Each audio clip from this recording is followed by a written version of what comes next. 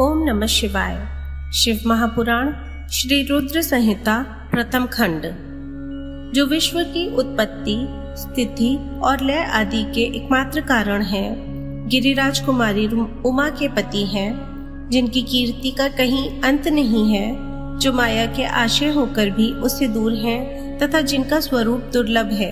मैं उन भगवान शंकर की वंदना करती हूँ, जिनकी माया विश्व की सृष्टि करती है। जैसे लोहा चुंबक से आकर्षित होकर उसके आसपास ही लटका रहता है, उसी प्रकार ये सारे जगत जिसके आसपास ही भ्रमण करते हैं, जिन्होंने इन प्रपंचों को रचने की विधि बताई है, जो सभी के भीतर अंतर्यामी रूप से विराजमान है, मैं उन भगवान शिव को नमन करती हूँ। पहला अध्याय। ऋषि बोले, हे सूत जी, अब आप हमसे भगवान शिव व पार्वती के परम उत्तम व दिव्य स्वरूप का वर्णन कीजिए।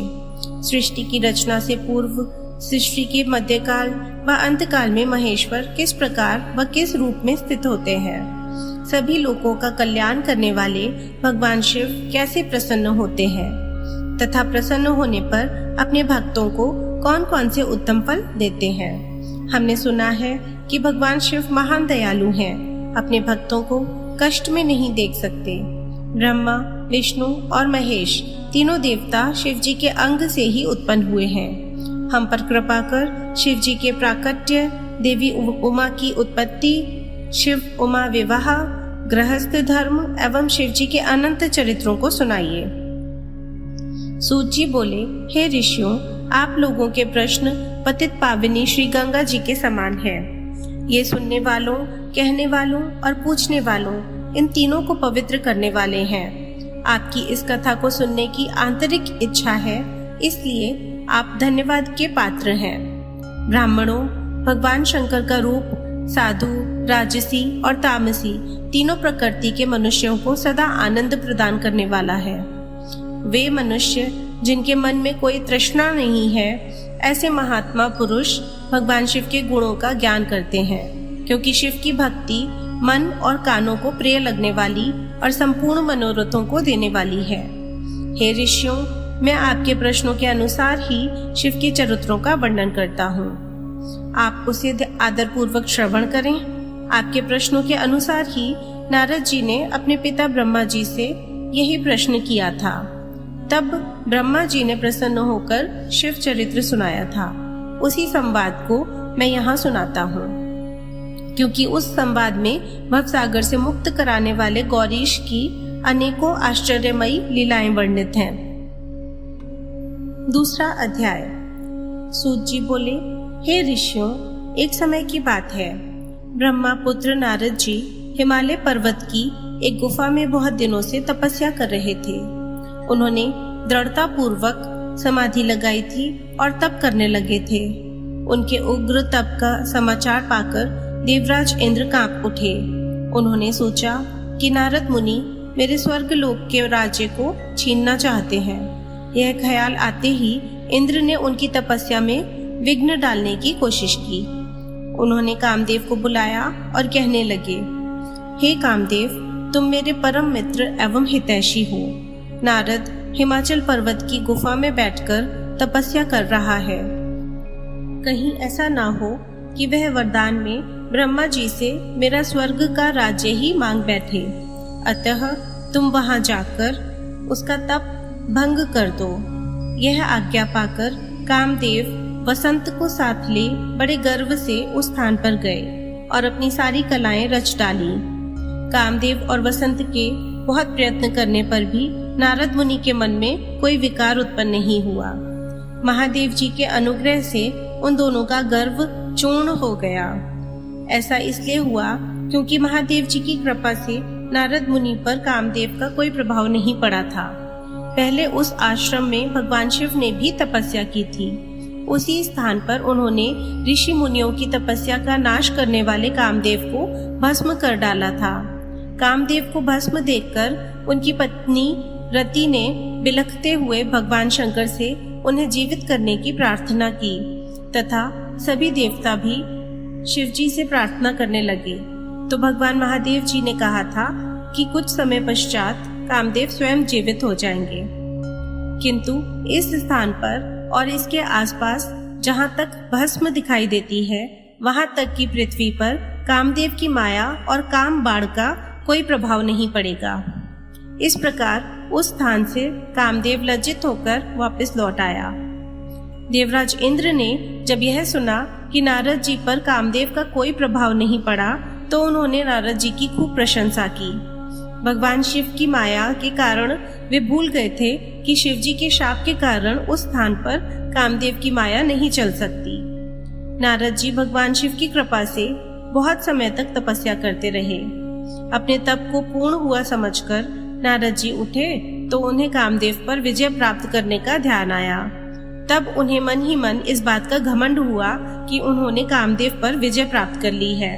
इस प्रकार अभिमान से उनका ज्ञान नष्ट हो गया। वे यह समझ नहीं सके कि कामदेव के पराजित होने में भगवान शंकर की ही माया थी। तब वे अपनी काम विजय की कथा सुनाने के लिए शीघ्र ही कैलाश पर्वत पर जा पहुंचे और भगवान शिव को नमस्कार करके अपनी तपस्या की सफलता का समाचार तथा कामदेव पर विजय प्राप्त करने का समाचार कह सुनाया। यह सब सुनकर महादेव जी ने नारद की प्रशंसा करते हुए कहा, हे नारद जी, आप परम धन्य हैं, परंतु मेरी एक बात याद रखना कि यह समाचार किसी अन्य देवता को मत सुनाना। विशेषकर भगवान विष्णु से तो इस बात को कदापि न कहना। यह वृतांत सबसे छिपा कर रखने योग्य है। तुम मेरे प्रिय हो, इसलिए मैं तुम्हें यह आज्ञा देता हूँ कि यह बात किसी के सामने प्रकट मत करना। परंतु वे तो शिव की माया से मोहित हो चुके थे, इसलिए उनकी दी शिक्षा को ध्यान में न रखते हुए वे ब्रह्मलोक चले गए।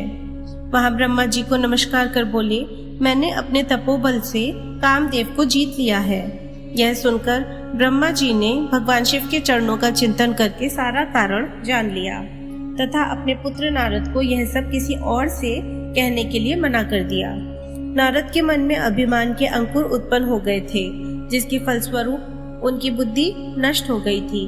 वे तो तुरंत विष्णु लोक पहुंचकर भगवान विष्णु को यह सारा किस्सा सुनाना चाहते थे।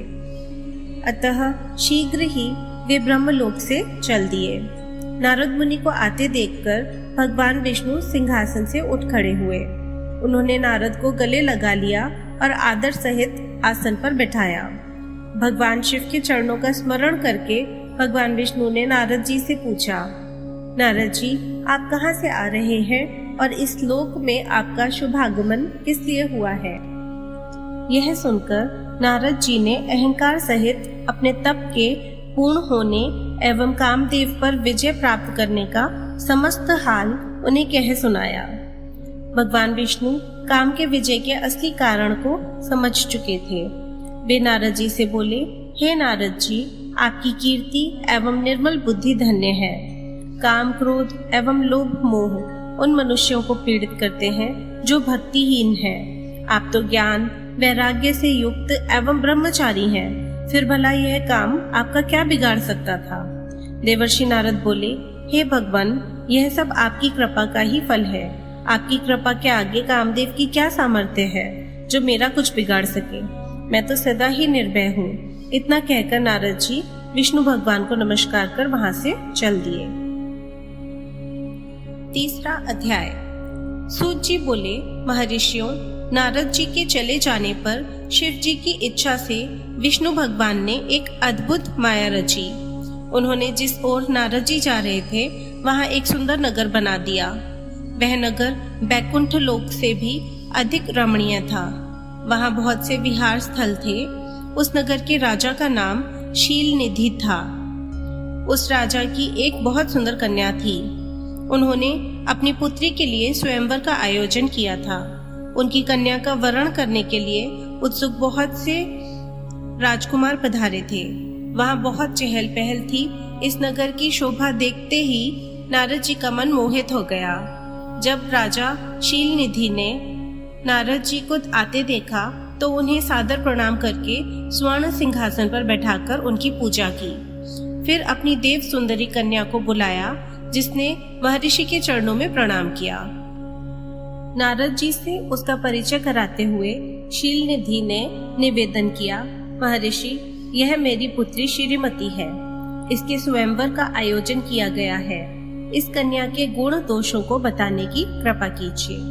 राजा के ऐसे वचन सुनकर नारद जी बोले, राजन, आपकी कन्या साक्षात लक्ष्मी है। इसका भावी पति भगवान शिव के समान वैभवशाली, त्रिलोकजयी, वीर तथा कामदेव को भी जीतने वाला होगा।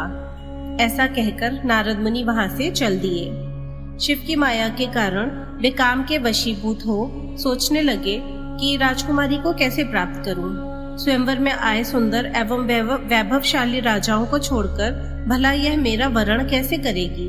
वे सोचने लगे कि नारियों को सौंदर्य बहुत प्रिय होता है। सौंदर्य को देखकर ही श्रीमती मेरा वरण कर सकती। ऐसा विचार कर नारद जी फिर विष्णु लोक में जा पहुंचे और उन्हें राजा शीलनिधि की कन्या के स्वयंवर के बारे में बताया तथा उस कन्या के साथ विवाह करने की इच्छा व्यक्त की। उन्होंने भगवान विष्णु से प्रार्थना की कि वे अपना रूप उन्हें प्रदान करें ताकि श्रीमती उन्हें ही वरे। सूत जी कहते हैं, महर्षियों, नारद मुनि की ऐसी बात सुनकर भगवान मधुसूदन हंस पड़े और भगवान शंकर के प्रभाव का अनुभव करके उन्होंने इस प्रकार उत्तर दिया। भगवान विष्णु बोले, हे नारद, वहाँ आप अवश्य जाइए। मैं आपका हित उसी प्रकार करूँगा जिस प्रकार पीड़ित व्यक्ति का श्रेष्ठ वैद्य करता है, क्योंकि तुम मुझे विशेष प्रिय हो। ऐसा कहकर भगवान विष्णु ने नारद मुनि को वानर का मुख तथा शेष अंगों को अपना मनोहर रूप प्रदान कर दिया। तब नारद जी अत्यंत प्रसन्न होते हुए अपने को परम सुंदर समझकर शीघ्र ही स्वयंवर में आ गए और उस राज्य सभा में जा बैठे। उस सभा में रुद्रगण ब्राह्मण के रूप में बैठे हुए थे। नारद जी का वानर रूप केवल कन्या और रुद्रगणों को ही दिखाई दे रहा था, बाकी सबको नारद जी का वास्तविक रूप ही दिखाई दे रहा था। नारद जी मन ही मन प्रसन्न होते हुए श्रीमती की प्रतीक्षा कर रहे थे। हे ऋषियों, वह कन्या हाथ में जयमाला लिए अपनी सखियों के साथ स्वयंवर में आई। उसके हाथों में सोने की सुंदर माला थी। वह शुभ लक्षणा राजकुमारी लक्ष्मी के समान अपूर्व शोभा पा रही थी। नारद मुनि का भगवान विष्णु जैसा शरीर और वानर जैसा मुख देखकर वह कुपित हो गई और उनकी ओर से दृष्टि हटाकर मनोवांछित फल की तलाश में आगे चली गई। सभा में अपने मनपसंद वर को ना पाकर वह उदास हो गई। उसने किसी के भी गले में वरमाला नहीं डाली। तभी भगवान विष्णु राजा की वेशभूषा धारण कर वहां आ पहुंचे। विष्णु जी को देखते ही उस परम सुंदरी ने उनके गले में वरमाला डाल दी। विष्णु जी राजकुमारी को साथ लेकर तुरंत अपने लोक को चले गए। यह देखकर नारद जी विचलित हो गए। तब ब्राह्मणों के रूप में उपस्थित रुद्रगणों ने नारद जी से कहा, हे नारद जी, आप व्यर्थ ही काम से मोहित हो सौंदर्य के बल से राजकुमारी को पाना चाहते हैं। पहले जरा अपना वानर के समान मुख तो देख लीजिए। सूत जी बोले, यह वचन सुनकर नारद जी को बड़ा आश्चर्य हुआ। उन्होंने दर्पण में अपना मुख देखा। वानर के समान मुख को देखकर वे अत्यंत क्रोधित हो उठे तथा दोनों रुद्रगणों को शाप देते हुए बोले, तुमने एक ब्राह्मण का मजाक उड़ाया है, अतः तुम ब्राह्मण कुल में पैदा होकर भी राक्षस बन जाओ। यह सुनकर वे शिवगण कुछ नहीं बोले, बल्कि इसे भगवान शिव की इच्छा मानते हुए उदासीन भाव से अपने स्थान को चले गए और भगवान शिव की स्तुति करने लगे। चौथा अध्याय। ऋषि बोले, हे सूत जी, रुद्रगणों के चले जाने पर नारद जी ने क्या किया और वे कहाँ गए, इस सब के बारे में भी हमें बताइए। सूत जी बोले, हे ऋषियों, माया से मोहित नारद जी उन दोनों शिवगणों को शाप देकर भी मोहवश कुछ न जान सके।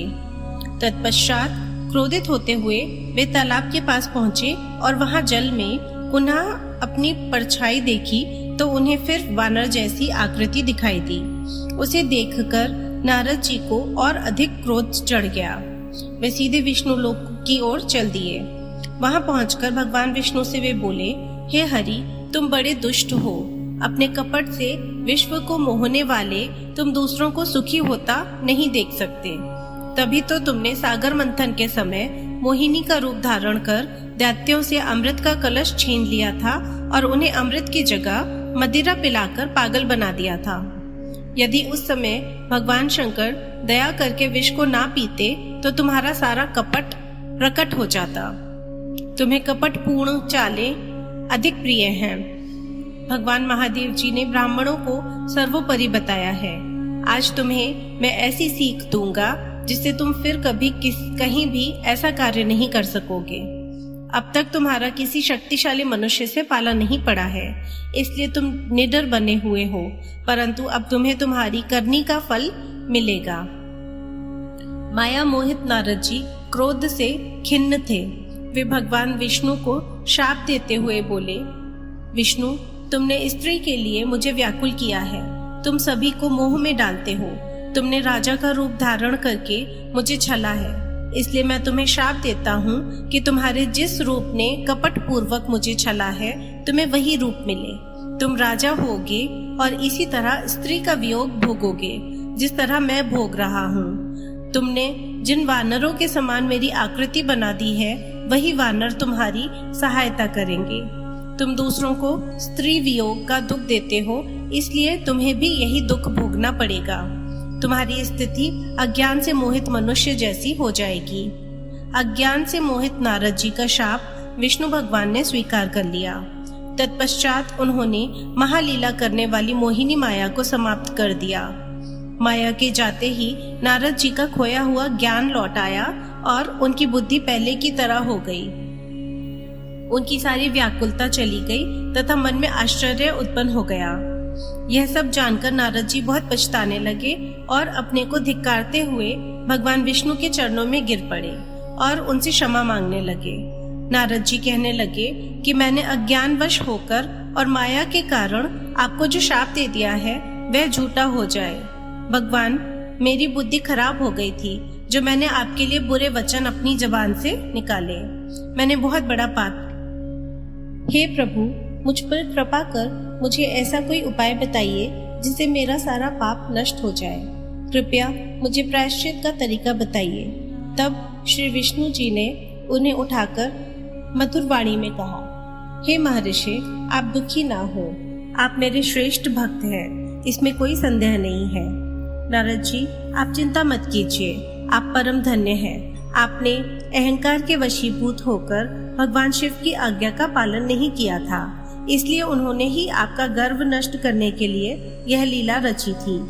वे निर्गुण और निर्विकार हैं और सत, रज और तम आदि गुणों से परे हैं। उन्होंने अपनी माया से ब्रह्मा, विष्णु और महेश तीनों रूपों को प्रकट किया है। निर्गुण अवस्था में उन्हीं का नाम शिव है। वे ही परमात्मा, महेश्वर, परब्रह्म, अविनाशी, अनंत और महादेव नामों से जाने जाते हैं। उन्हीं की आज्ञा से ब्रह्मा जी जगत के सृष्टा हुए हैं। मैं तीनों लोकों का पालन करता हूँ और शिव जी रुद्र रूप में सबका संहार करते हैं। वे शिव स्वरूप सबके साक्षी हैं। वे माया से भिन्न और निर्गुण हैं। वे अपने भक्तों पर सदा दया करते हैं। मैं तुम्हें समस्त पापों का नाश करने वाला, भोग और मोक्ष प्रदान करने वाला उपाय बताता हूँ। अपने सारे शंकों एवं चिंताओं को त्याग कर भगवान शंकर की यश और कीर्ति का गुणगान करो और सदा अनन्य भाव से शिव जी के शतनाम श्रोत का पाठ करो। उनकी उपासना करो तथा प्रतिदिन उनकी पूजा अर्चना करो। जो मनुष्य शरीर, मन और वाणी द्वारा भगवान शिव की उपासना करते हैं, उन्हें पंडित या ज्ञानी कहा जाता है। जो मनुष्य शिव जी की भक्ति करते हैं, उन्हें संसार रूपी भव सागर से तत्काल मुक्ति मिल जाती है। जो लोग पाप रूपी दावानल में से पीड़ित हैं, उन्हें शिव नाम रूपी अमृत का पान करना चाहिए। वेदों का पूर्ण ज्ञान प्राप्त करने के पश्चात ही ज्ञानी मनुष्यों ने शिव जी की पूजा को जन्म मरण रूपी बंधनों से मुक्त होने का सर्वश्रेष्ठ साधन बताया है। इसलिए आज से ही रोज भगवान शिव की कथा सुनो और कहा करो तथा उनका पूजन किया करो। अपने हृदय में भगवान शिव के चरणों की स्थापना करो तथा उनके तीर्थों में निवास करते हुए उनकी स्तुति कर उनका गुणगान करो। इसके बाद नारद जी, तुम मेरी आज्ञा से अपने मनोरथ की सिद्धि के लिए ब्रह्मलोक जाना। वहां अपने पिता ब्रह्मा जी की स्तुति करके उनसे शिव महिमा के बारे में पूछना। ब्रह्मा जी शिव भक्तों में श्रेष्ठ हैं। वे तुम्हें भगवान शंकर का महात्म्य और शतनाम स्तोत्र अवश्य सुनाएंगे। आज से तुम शिव भक्ति में लीन हो जाओ, वे अवश्य तुम्हारा कल्याण करेंगे। यह कहकर विष्णु जी अंतर्ध्यान हो गए। 5वां अध्याय। सूत जी बोले, महर्षियों, भगवान श्री हरि के अंतर्ध्यान हो जाने पर मुनि श्रेष्ठ नारद शिवलिंगों का भक्ति पूर्वक दर्शन करने के लिए निकल गए। इस प्रकार भक्ति मुक्ति देने वाले अनेक शिवलिंगों के उन्होंने दर्शन किए। जब उन रुद्रगणों ने नारद जी को वहां देखा तो वे दोनों गण अपने शाप की मुक्ति के लिए उनके चरणों पर गिर पड़े और उनसे प्रार्थना करने लगे कि वे उनका उद्धार करें। नारद मुने, हम आपके अपराधी हैं। राजकुमारी श्रीमती के स्वयंवर में आपका मन माया से मोहित था। उस समय भगवान शिव की प्रेरणा से आपने हमें श्राप दे दिया था। अब आप हमारी जीवन रक्षा का उपाय कीजिए। हमने अपने कर्मों का फल भोग लिया है। कृपा कर हम पर प्रसन्न होकर हमें शाप मुक्त कीजिए। नारद जी ने कहा, हे रुद्रगणों, आप महादेव के गण हैं एवं सभी के लिए आदरणीय हैं। उस समय भगवान शिव की इच्छा से मेरी बुद्धि भ्रष्ट हो गई थी, इसलिए मोहवश मैंने आपको श्राप दे दिया था। आप लोग मेरे इस अपराध को क्षमा कर दें, परंतु मेरा वचन झूठा नहीं हो सकता, इसलिए मैं आपको शाप से मुक्ति का उपाय बताता हूँ। मुनीश्वर विश्रवा के वीर्य द्वारा तुम एक राक्षसी के गर्भ में जन्म लोगे। समस्त दिशाओं में रावण और कुंभकर्ण के नाम से प्रसिद्धि पाओगे। राक्षस राज का पद प्राप्त करोगे। तुम बलवान व वैभव से युक्त होगे। तुम्हारा प्रताप सभी लोकों में फैलेगा। समस्त ब्रह्मांड के राजा होकर भी भगवान शिव के परम भक्तों में होगे। भगवान शिव के ही दूसरे स्वरूप श्री विष्णु के अवतार के हाथों से मृत्यु पाकर तुम्हारा उद्धार होगा तथा फिर अपने पद पर प्रतिष्ठित हो जाओगे।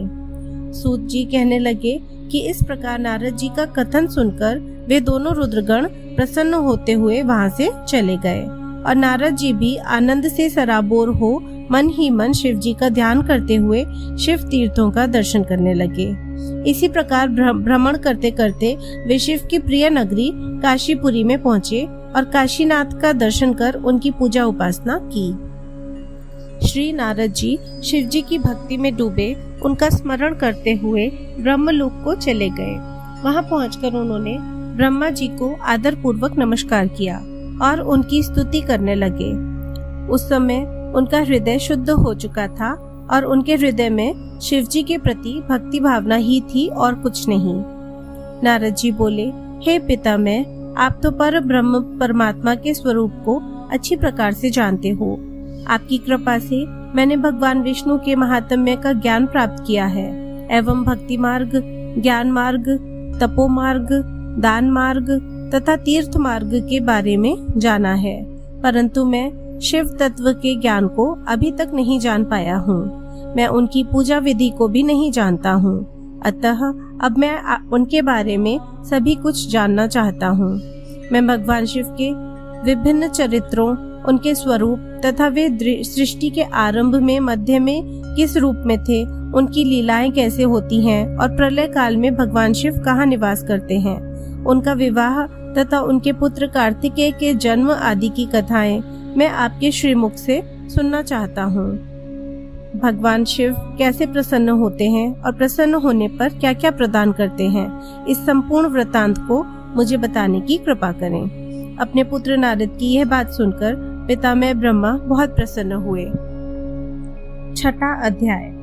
ब्रह्मा जी ने कहा, हे नारद, तुम सदैव जगत के उपकार में लगे रहते हो। तुमने जगत के लोगों के हित के लिए बहुत उत्तम बात पूछी है, जिसके सुनने से मनुष्य के सब जन्मों के पापों का नाश हो जाता है। उस पर ब्रह्म शिव तत्व का वर्णन मैं तुम्हारे लिए कर रहा हूँ। शिव तत्व का स्वरूप बहुत सुंदर और अद्भुत है। जिस समय महाप्रलय आई थी और पूरा संसार नष्ट हो गया था तथा चारों ओर सिर्फ अंधकार ही अंधकार था, आकाश व ब्रह्मांड तारों व ग्रहों से रहित होकर अंधकार में डूब गए थे। सूर्य और चंद्रमा दिखाई देने बंद हो गए थे। सभी ग्रहों और नक्षत्रों का कहीं पता नहीं चल रहा था। दिन रात, अग्नि जल कुछ भी नहीं था। प्रधान आकाश और अन्य तेज भी शून्य हो गए थे। स्पर्श, गंध, रूप, रस का अभाव हो गया था। सत्य असत्य सब कुछ खत्म हो गया था। तब सिर्फ सत ही बचा था। उस तत्व को मुनिजन एवं योगी अपने हृदय के भीतर ही देखते हैं। वाणी, नाम, रूप, रंग आदि की वहां तक पहुंच नहीं है। उस पर ब्रह्म के विषय में ज्ञान और अज्ञान से किए गए संबोधन के द्वारा कुछ समय बाद अर्थात सृष्टि का समय आने पर एक से अनेक होने के संकल्प का उदय हुआ। तब उन्होंने अपनी लीला से मूर्ति की रचना की। वह मूर्ति संपूर्ण ऐश्वर्य तथा गुणों से युक्त, संपन्न, सर्व ज्ञानमयी एवं सब कुछ प्रदान करने वाली है। यही सदाशिव की मूर्ति है। सभी पंडित विद्वान इसी प्राचीन मूर्ति को ईश्वर कहते हैं। उसने अपने शरीर से स्वच्छ शरीर वाली एवं स्वरूप भूता शक्ति की रचना की। वही परम शक्ति प्रकृति, गुणमयी और बुद्धित्व की जननी कहलाई। उसे शक्ति, अंबिका, प्रकृति, संपूर्ण लोकों की जननी, त्रिदेवों की माता, नित्या और मूल कारण भी कहते हैं। उसकी 8 भुजाओं एवं मुख की शोभा विचित्र है। उसके मुख के सामने चंद्रमा की कांति भी क्षीण हो जाती है। विभिन्न प्रकार के आभूषण एवं गतियां देवी की शोभा बढ़ाती हैं। वे अनेक प्रकार के अस्त्र शस्त्र धारण किए हुए हैं। सदाशिव को ही सब मनुष्य परम पुरुष, ईश्वर, शिव शंभु और महेश्वर कहकर पुकारते हैं। उनके मस्तक पर गंगा, भाल में चंद्रमा और मुख में 3 नेत्र शोभा पाते हैं। उनके 5 मुख हैं तथा 10 भुजाओं के स्वामी एवं त्रिशूलधारी हैं। वे अपने शरीर में भस्म लगाए हैं। उन्होंने शिवलोक नामक क्षेत्र का निर्माण किया है। यह परम पावन स्थान काशी नाम से जाना जाता है। यह परम मोक्षदायक स्थान है। इस क्षेत्र में परमानंद रूप शिव पार्वती सहित निवास करते हैं। शिव और शिवा ने प्रलय काल में भी उस स्थान को नहीं छोड़ा, इसलिए शिवजी ने इसका नाम आनंदवन रखा है। एक दिन आनंदवन में घूमते समय शिव शिवा के मन में किसी दूसरे पुरुष की रचना करने की इच्छा हुई। तब उन्होंने सोचा कि इसका भार किसी दूसरे व्यक्ति को सौंपकर हम यहीं काशी में विराजमान रहेंगे। ऐसा सोचकर उन्होंने अपने वाम भाग के 10वें अंग पर अमृत मल दिया, जिससे एक सुंदर पुरुष वहां प्रकट हुआ, जो शांत और सत्व गुणों से युक्त एवं गंभीरता का अथाह सागर था। उसकी कांति इंद्रनील मणि के समान श्याम थी। उसका पूरा शरीर दिव्य शोभा से चमक रहा था तथा नेत्र कमल के समान थे। उसने हाथ जोड़कर भगवान शिव और शिवा को प्रणाम किया तथा प्रार्थना की कि मेरा नाम निश्चित कीजिए। यह सुनकर भगवान शिव हंसकर बोले कि सर्वत्र व्यापक होने से तुम्हारा नाम विष्णु होगा। तुम भक्तों को सुख देने वाले होगे। तुम यहीं स्थिर रहकर तप करो, वही सभी कार्यों का साधन है। ऐसा कहकर शिवजी ने उन्हें ज्ञान प्रदान किया तथा वहां से अंतर्ध्यान हो गए। तब विष्णु जी ने 12 वर्ष तक वहां दिव्य तप किया। तपस्या के कारण उनके शरीर से अनेक जलधाराएं निकलने लगी। उस जल से सारा सूना आकाश व्याप्त हो गया। वह ब्रह्म रूप जल अपने स्पर्श मात्र से पापों का नाश करने वाला था। उस जल में भगवान विष्णु ने स्वयं शयन किया। नार अर्थात जल में निवास करने के कारण ही वे नारायण कहलाए। तभी से उन महात्मा से सब तत्वों की उत्पत्ति हुई। पहले प्रकृति से महान और उससे 3 गुण उत्पन्न हुए तथा उनसे अहंकार उत्पन्न हुआ। उससे शब्द, स्पर्श, रूप, रस और गंध एवं 5 भूत प्रकट हुए। उनसे ज्ञानेंद्रियां एवं कामेंद्रियां बनी। उस समय एकाकार 24 तत्व प्रकृति से प्रकट हुए एवं उनको ग्रहण करके परम पुरुष नारायण भगवान शिव जी की इच्छा से जल में सो गए। 7वां अध्याय। ब्रह्मा जी कहते हैं, हे देवर्षि, जब नारायण जल में शयन करने लगे तब शिव जी की इच्छा से विष्णु जी की नाभि से एक बहुत बड़ा कमल प्रकट हुआ। उसमें असंख्य नाल दंड थे। वह पीले रंग का था और उसकी ऊंचाई भी कई योजन थी। कमल सुंदर, अद्भुत और संपूर्ण तत्वों से युक्त था। वह रमणीय और पुण्य दर्शनों के योग्य था। तत्पश्चात भगवान शिव ने मुझे अपने दाहिने अंग से उत्पन्न किया। उन महेश्वर ने अपनी माया से मोहित कर नारायण देव के नाभि कमल में मुझे डाल दिया और लीला पूर्वक मुझे प्रकट किया। इस प्रकार उस कमल से पुत्र के रूप में मुझे जन्म मिला। मेरे 4 मुख लाल मस्तक पर त्रिपुंड धारण किए हुए थे। भगवान शिव की माया से मोहित होने के कारण मेरी ज्ञान शक्ति बहुत दुर्लभ हो गई थी और मुझे कमल के अतिरिक्त और कुछ भी दिखाई नहीं दे रहा था। मैं कौन हूँ, कहाँ से आया हूँ, मेरा कार्य क्या है, मैं किसका पुत्र हूँ, किसने मेरा निर्माण किया है, कुछ इसी प्रकार के प्रश्नों ने मुझे परेशानी में डाल दिया था। कुछ क्षण बाद मुझे बुद्धि प्राप्त हुई और मुझे लगा कि इसका पता लगाना बहुत सरल है। इस कमल का उद्गम स्थान इस जल के नीचे की ओर है और इसके नीचे मैं उस पुरुष को पा सकूंगा जिसने मुझे प्रकट किया है। यह सोचकर एक नाल को पकड़कर मैं 100 वर्षों तक नीचे की ओर उतरता रहा, परंतु फिर भी मैंने कमल की जड़ को नहीं पाया। इसलिए मैं पुनः ऊपर की ओर बढ़ने लगा। बहुत ऊपर जाने पर भी कमल कोश को नहीं पा सका। तब मैं और अधिक परेशान हो गया। उसी समय भगवान शिव की इच्छा से मंगलमयी आकाशवाणी प्रकट हुई। उस वाणी ने कहा, तपस्या करो। उस आकाशवाणी को सुनकर अपने पिता का दर्शन करने हेतु मैंने तपस्या करना आरंभ कर दिया और 12 वर्ष तक घोर तपस्या की। तब 4 भुजाधारी सुंदर नेत्रों से शोभित भगवान विष्णु प्रकट हुए। उन्होंने हाथों में शंख, चक्र, गदा और पद्म धारण कर रखे थे। उनका शरीर श्याम कांति से सुशोभित था। उनके मस्तक पर मुकुट विराजमान था तथा उन्होंने पीतांबर वस्त्र और बहुत से आभूषण धारण किए हुए थे। वे करोड़ों कामदेवों के समान मनोहर दिखाई दे रहे थे और सांवली व सुनहरी आभा से शोभित थे। उन्हें वहां देखकर मुझे बहुत हर्ष व आश्चर्य हुआ। भगवान शिव की लीला से हम दोनों में विवाद छिड़ गया कि हम में बड़ा कौन है। उसी समय हम दोनों के बीच में एक ज्योतिर्मय लिंग प्रकट हो गया। हमने उसका पता लगाने का निश्चय किया।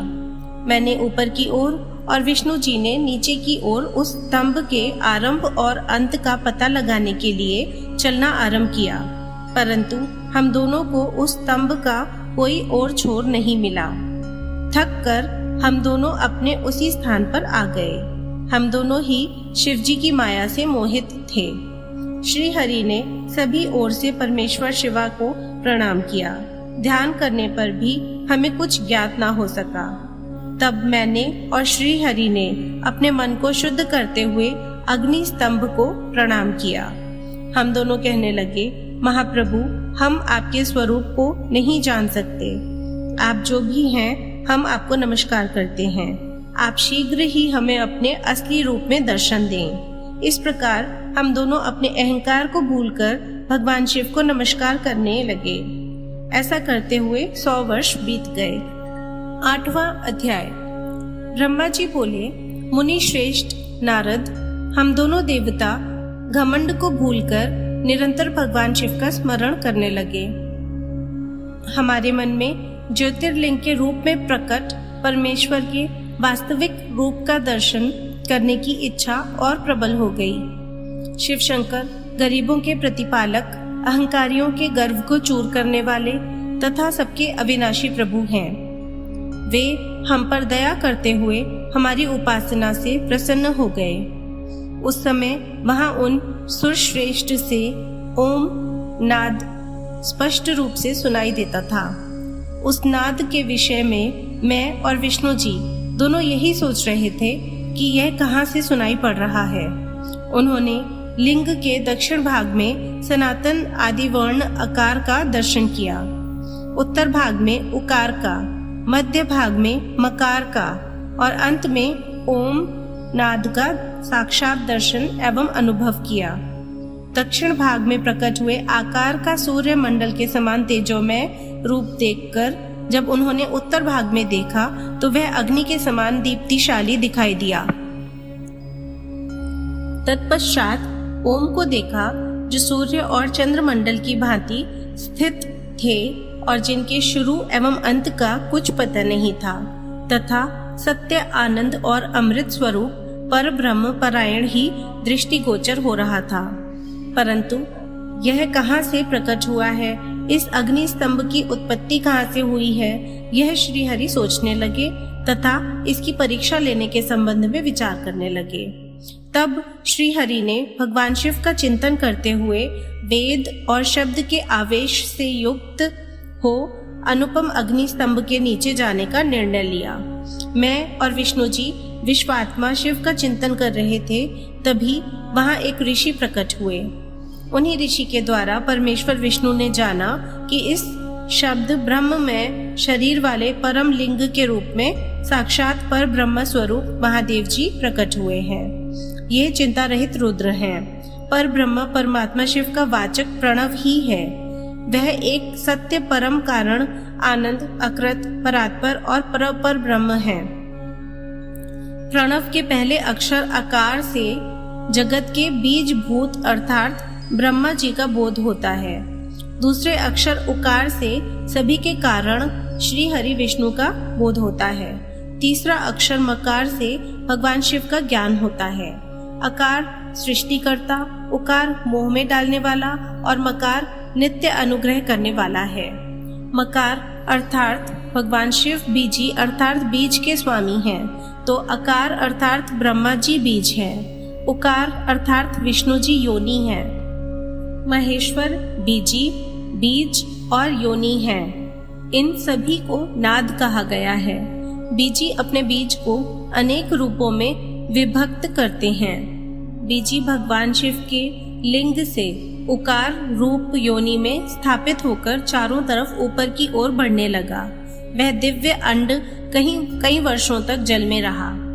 हजारों वर्षों के बाद भगवान शिव ने इस अंड को 2 भागों में विभक्त कर दिया।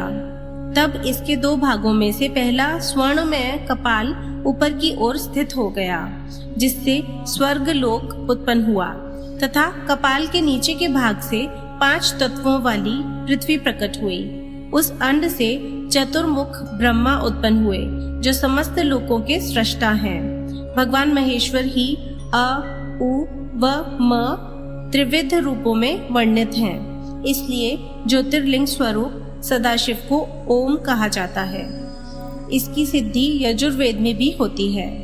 देवेश्वर शिव को जानकर विष्णु जी ने शक्ति संभूत मंत्रों द्वारा उत्तम एवं महान अभ्युदय से शोभित भगवान शिव की स्तुति करनी शुरू कर दी। इसी समय मैंने और विश्व पालक भगवान विष्णु ने एक अद्भुत व सुंदर रूप देखा, जिसके 5 मुख, 10 भुजा, कपूर के समान गौर वर्ण, परम कांति में अनेक आभूषणों से विभूषित, महान उदार, महावीर्यवान और महापुरुषों के लक्षणों से युक्त था, और जिसके दर्शन पाकर मैं और विष्णु जी धन्य हो गए। तब परमेश्वर महादेव भगवान प्रसन्न होकर अपने दिव्यमय रूप में स्थित हो गए। आकार उनका मस्तक और आकार ललाट है। इकार दाहिना और ईकार बाया नेत्र है। उकार दाहिना और उकार बाया कान है। रिकार दाया और रीकार बाया गाल है। लर लिर उनकी नाक के छिद्र हैं। एकार और एकार उनके दोनों होठ हैं। ओकार और औकार उनकी दोनों दंत पंक्तियां हैं। अंग और अह देवादिदेव शिव के तालु हैं। क आदि 5 अक्षर उनके दाहिने 5 हाथ हैं और च आदि बाएं 5 हाथ हैं। त और ट से शुरू 5 अक्षर उनके पैर हैं। पकार पेट है। फकार दाहिना और बकार बायां पार्श्व भाग है। भकार कंधा, मकार हृदय है। हकार नाभि है। य से स तक के 7 अक्षर 7 धातुएं हैं, जिनसे भगवान शिव का शरीर बना है। इस प्रकार भगवान महादेव व भगवती उमा के दर्शन कर हम दोनों कृतार्थ हो गए। हमने उनके चरणों में प्रणाम किया, तब हमें 5 कलाओं से युक्त ओंकार जनित मंत्र का साक्षात्कार हुआ। तत्पश्चात महादेव जी ओम तत्वमसि महावाक्य दृष्टि गोचर हुआ, जो परम उत्तम मंत्र रूप है। इसके बाद धर्म और अर्थ का साधक बुद्धि स्वरूप 24 अक्षरीय गायत्री मंत्र प्रकट हुआ, जो पुरुषार्थ रूपी फल देने वाला है। तत्पश्चात मृत्युंजय मंत्र, फिर पंचाक्षर मंत्र तथा दक्षिणा मूर्ति व चिंतामणि का साक्षात्कार हुआ। इन 5 मंत्रों को विष्णु भगवान ने ग्रहण कर जपना आरंभ किया। ईर्षों के मुकुटमणि ईशान है, जो पुरातत्व पुरुष है, हृदय को प्रिय लगने वाले, जिनके चरण सुंदर हैं, जो सांप को आभूषण के रूप में धारण करते हैं, जिनके पैर व नेत्र सभी ओर हैं, जो मुझ ब्रह्मा के अधिपति, कल्याणकारी तथा सृष्टि पालन एवं संहार करने वाले हैं, उन वरदायक शिव की मेरे साथ भगवान विष्णु ने प्रिय वचनों द्वारा संतुष्ट चित्त से स्तुति की। 9वां अध्याय। ब्रह्मा जी बोले, नारद, भगवान विष्णु द्वारा की गई अपनी स्तुति सुनकर कल्याणमयी भगवान शिव बहुत प्रसन्न हुए और देवी उमा सहित वहां प्रकट हो गए। भगवान शिव के 5 मुख थे और हर मुख में 3-3 नेत्र थे। मस्तक में चंद्रमा, सिर पर जटा तथा संपूर्ण अंगों में विभूति लगा रखी थी। 10 भुजा वाले, गले में नीलकंठ, आभूषणों से विभूषित और माथे पर भस्म का त्रिपुंड लगाए थे। उनका यह रूप मन को मोहित करने वाला और परम आनंदमयी था। महादेव जी के साथ भगवती उमा ने भी हमें दर्शन दिए। उनको देखकर मैंने और विष्णु जी ने पुनः उनकी स्तुति करनी शुरू कर दी। तब पापों का नाश करने वाले तथा अपने भक्तों पर सदा कृपा दृष्टि रखने वाले महेश्वर ने मुझे और भगवान विष्णु को श्वास से वेद का उपदेश दिया। तत्पश्चात उन्होंने हमें गुप्त ज्ञान प्रदान किया। वेद का ज्ञान प्राप्त कर कृतार्थ हुए विष्णु जी और मैंने भगवान शिव और देवी के सामने अपने दोनों हाथ जोड़कर नमस्कार किया तथा प्रार्थना की। विष्णु जी ने पूछा, हे देव, आप किस प्रकार प्रसन्न होते हैं तथा किस प्रकार आपकी पूजा और ध्यान करना चाहिए? कृपया कर हमें इसके बारे में बताएं तथा सदुपदेश देकर धन्य करें। ब्रह्मा जी कहते हैं, नारद, इस प्रकार श्री हरि की यह बात सुनकर अत्यंत प्रसन्न हुए कृपा निधान शिव ने प्रीतिपूर्वक यह बात की। श्री शिव बोले, मैं तुम दोनों की भक्ति से बहुत प्रसन्न हूँ। मेरे इसी रूप का पूजन व चिंतन करना चाहिए। तुम दोनों महाबली हो। मेरे दाएं बाएं अंगों से तुम प्रकट हुए हो। लोकपिता ब्रह्मा मेरे दाहिने पार्श्व से और पालनहार विष्णु मेरे बाएं पार्श्व से प्रकट हुए हो। मैं तुम पर भली भांति प्रसन्न हूँ और तुम्हें मनोवांछित फल देता हूँ। तुम दोनों की भक्ति सुदृढ़ हो। मेरी आज्ञा का पालन करते हुए ब्रह्मा जी आप जगत की रचना करें तथा भक्त विष्णु जी आप इस जगत का पालन करें। भगवान विष्णु बोले, प्रभु, यदि आपके हृदय में हमारी भक्ति से प्रीति उत्पन्न हुई है और आप हम पर प्रसन्न होकर हमें वर देना चाहते हैं, तो हम यही वर मांगते हैं कि हमारे हृदय में सदैव आपकी अनन्य एवं अविचल भक्ति बनी रहे। ब्रह्मा जी बोले, नारद, विष्णु जी की यह बात सुनकर भगवान शंकर प्रसन्न हुए। तब हमने दोनों हाथ जोड़कर उन्हें प्रणाम किया। शिव जी कहते हैं, मैं सृष्टि, पालन और संहार का करता हूँ। मेरा स्वरूप सगुण और निर्गुण है। मैं ही सच्चिदानंद निर्विकार पर ब्रह्म और परमात्मा हूँ।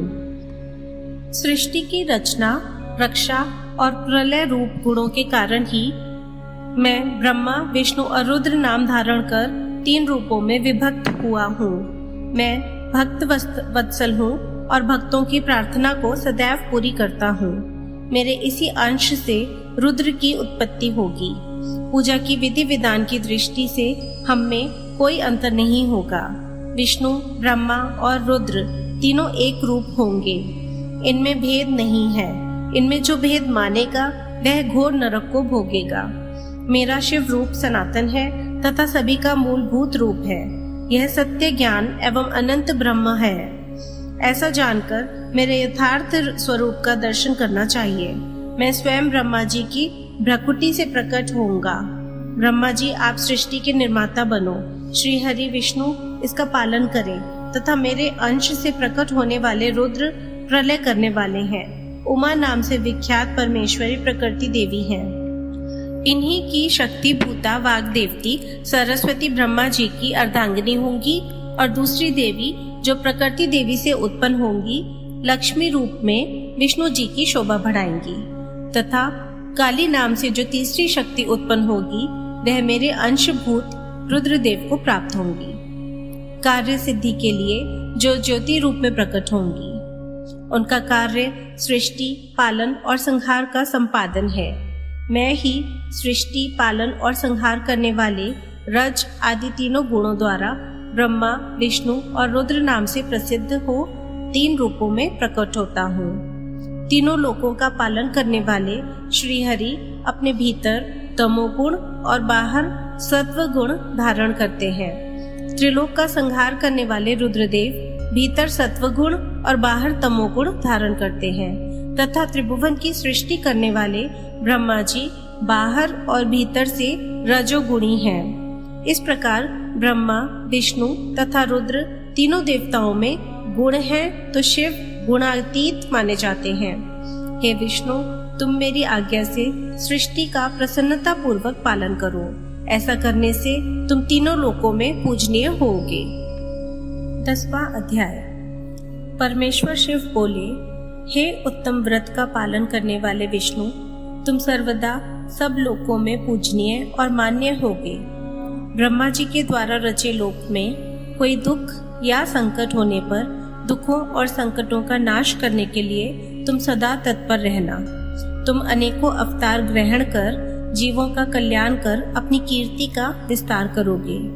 मैं तुम्हारे कार्यों में तुम्हारी सहायता करूंगा और तुम्हारे शत्रुओं का नाश करूंगा। तुम में और रुद्र में कोई अंतर नहीं है, तुम एक दूसरे के पूरक हो। जो मनुष्य रुद्र का भक्त होकर तुम्हारी निंदा करेगा उसका पुण्य नष्ट हो जाएगा और उसे नरक भोगना पड़ेगा।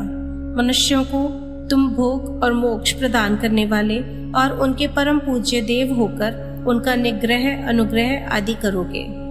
ऐसा कहकर भगवान शिव ने मेरा हाथ विष्णु जी के हाथ में देकर कहा, तुम संकट के समय सदा इनकी सहायता करना तथा सभी को भोग और मोक्ष प्रदान करना तथा सभी मनुष्यों की कामनाओं को पूरा करना। तुम्हारी शरण में आने वाले मनुष्य को मेरा आश्रय भी मिलेगा तथा हम में भेद करने वाला मनुष्य नरक में जाएगा। ब्रह्मा जी कहते हैं, देवर्षि नारद, भगवान शिव का यह वचन सुनकर मैंने और भगवान विष्णु ने महादेव जी को प्रणाम कर धीरे से कहा, हे करुणानिधि भगवान शंकर, मैं आपकी आज्ञा मानकर सब कार्य करूंगा। मेरा जो भक्त आपकी निंदा करे उसे आप नरक प्रदान करें। आपका भक्त मुझे अत्यंत प्रिय है।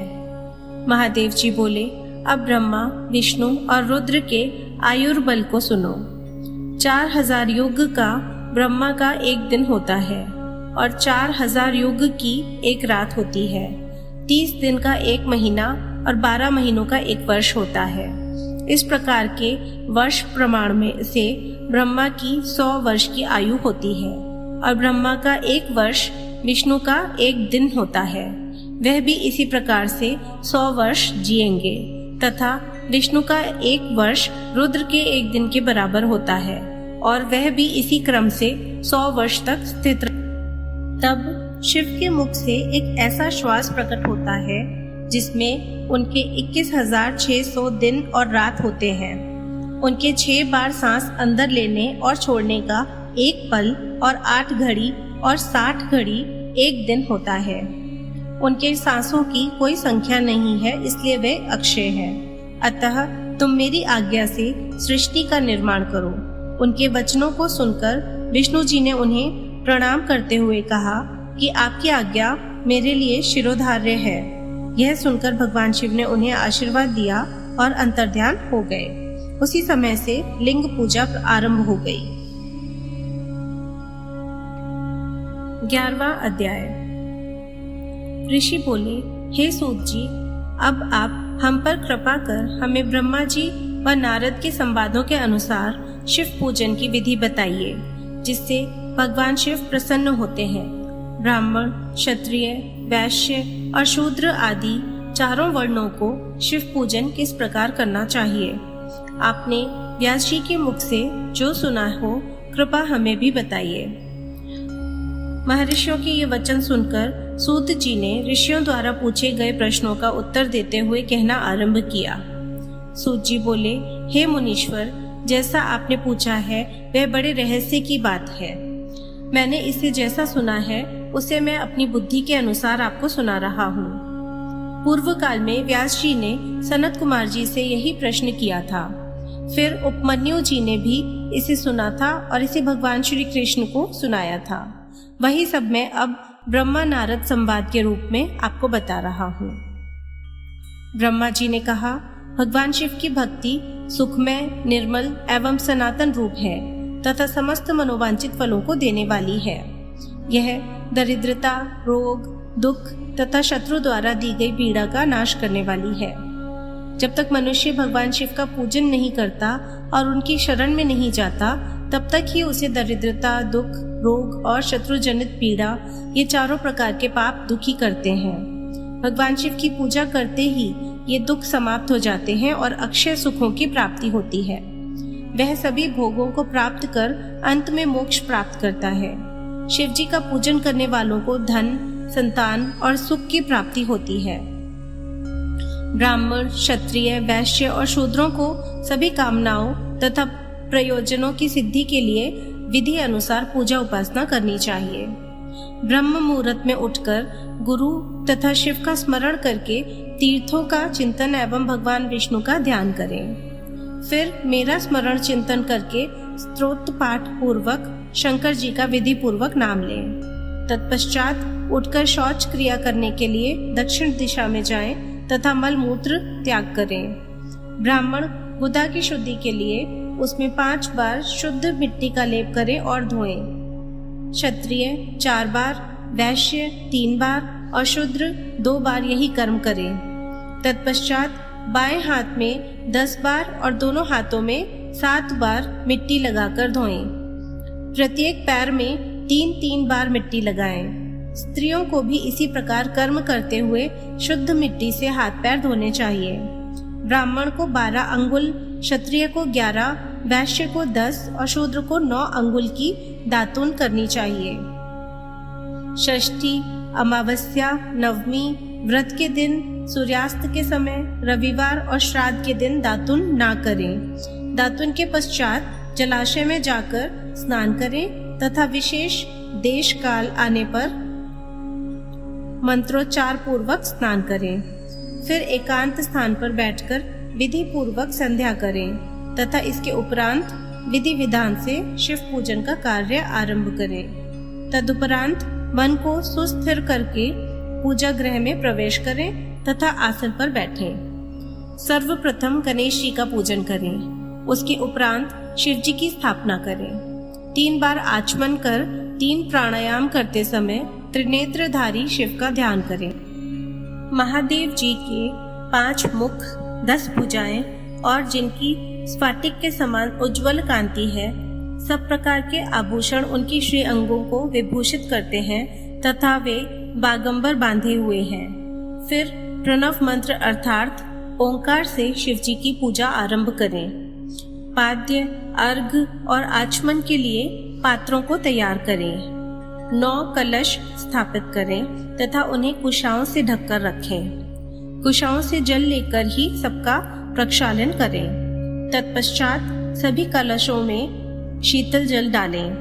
खस और चंदन को पाद्य पात्रों में रखें। चमेली के फूल, शीतल चीनी, कपूर, बड़ की जड़ तथा तमाल का चूर्ण बना लें और आचमनीय के पात्र में डालें। इलायची और चंदन को तो सभी पात्रों में डालें। देवादिदेव महादेव जी के सामने नंदीश्वर का पूजन करें।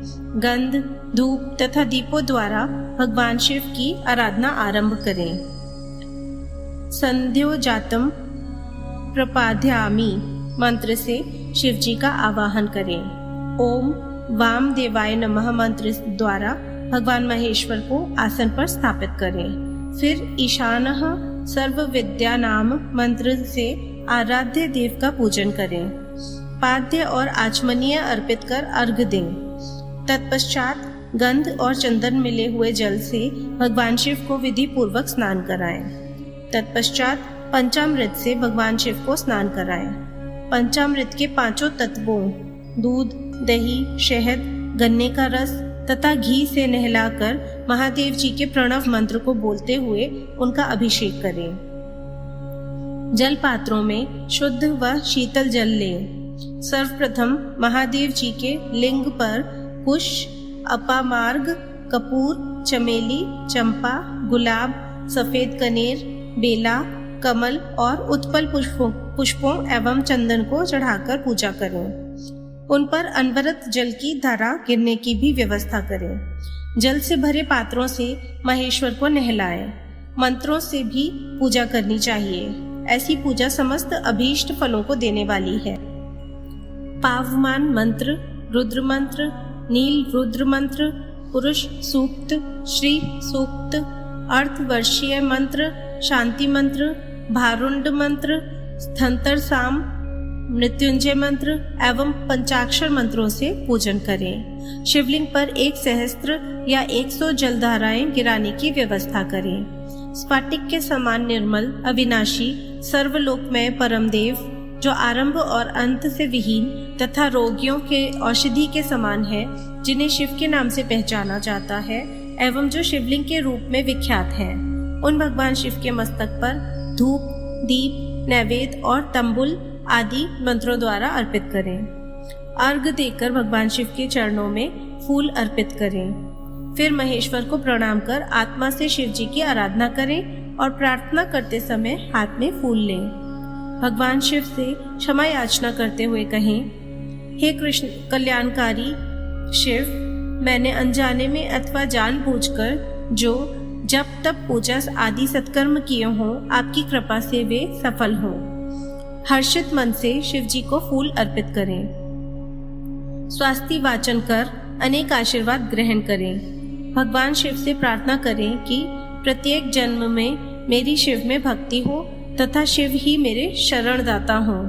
इस प्रकार परम भक्ति से उनका पूजन करें। फिर सब परिवार भगवान को नमस्कार करें। जो मनुष्य भक्ति पूर्वक प्रतिदिन भगवान शिव की पूजा करता है, उसे सब सिद्धियां प्राप्त होती हैं। उसे मनोवांछित फलों की प्राप्ति होती है। उसके सभी रोग, दुख, दर्द और कष्ट समाप्त हो जाते हैं। भगवान शिव की कृपा से उपासक का कल्याण होता है। भगवान शंकर की पूजा से मनुष्य में सद्गुणों की वृद्धि होती है। यह सब जानकर नारद अत्यंत प्रसन्न होते हुए अपने पिता ब्रह्मा जी को धन्यवाद देते हुए बोले कि आपने मुझ पर कृपा कर मुझे शिव पूजन की अमृत विधि बताई है। शिव भक्ति समस्त भोग और मोक्ष प्रदान करने वाली है। 12वां अध्याय। नारद जी बोले, ब्रह्मा जी, आप धन्य हैं क्योंकि आपने अपनी बुद्धि को शिव चरणों में लगा रखा है। कृपा कर इस आनंदमय विषय का वर्णन सुविस्तार पुनः कीजिए। ब्रह्मा जी ने कहा, हे नारद, एक समय की बात है, मैंने सब ओर से देवताओं और ऋषियों को बुलाया और क्षीर सागर के तट पर भगवान विष्णु की स्तुति कर उन्हें प्रसन्न किया। भगवान विष्णु प्रसन्न होकर बोले, हे ब्रह्मा जी एवं अन्य देवगणों, आप यहाँ क्यों पधारे हैं? आपके मन में क्या इच्छा है? आप अपनी समस्या बताइए, मैं निश्चित ही उसे दूर करने का प्रयत्न करूंगा। यह सुनकर ब्रह्मा जी बोले, हे भगवान, दुखों को दूर करने के लिए किस देवता की सेवा करनी चाहिए? तब भगवान विष्णु ने उनके प्रश्न का उत्तर देते हुए कहा, हे ब्राह्मण, भगवान शिव शंकर ही सब दुखों को दूर करने वाले हैं। सुख की कामना करने वाले मनुष्य को उनकी भक्ति में सदैव लगे रहना चाहिए। उन्हीं में मन लगाए और उन्हीं का चिंतन करे। जो मनुष्य शिव भक्ति में लीन रहता है, जिसके मन में वे विराजमान हैं, वह मनुष्य कभी दुखी नहीं हो सकता। पूर्व जन्म में किए गए पुण्यों एवं शिव भक्ति से ही पुरुषों को सुंदर भवन, आभूषणों से विभूषित स्त्रियां, मन का संतोष, धन संपदा, स्वस्थ शरीर, पुत्र पौत्र, अलौकिक प्रतिष्ठा, स्वर्ग के सुख एवं मोक्ष प्राप्त होता है। जो स्त्री या पुरुष प्रतिदिन भक्ति पूर्वक शिवलिंग की पूजा करता है उसको हर जगह सफलता प्राप्त होती है, वह पापों के बंधन से छूट जाता है। ब्रह्मा जी एवं अन्य गणों ने भगवान विष्णु के उपदेश को ध्यान पूर्वक सुना।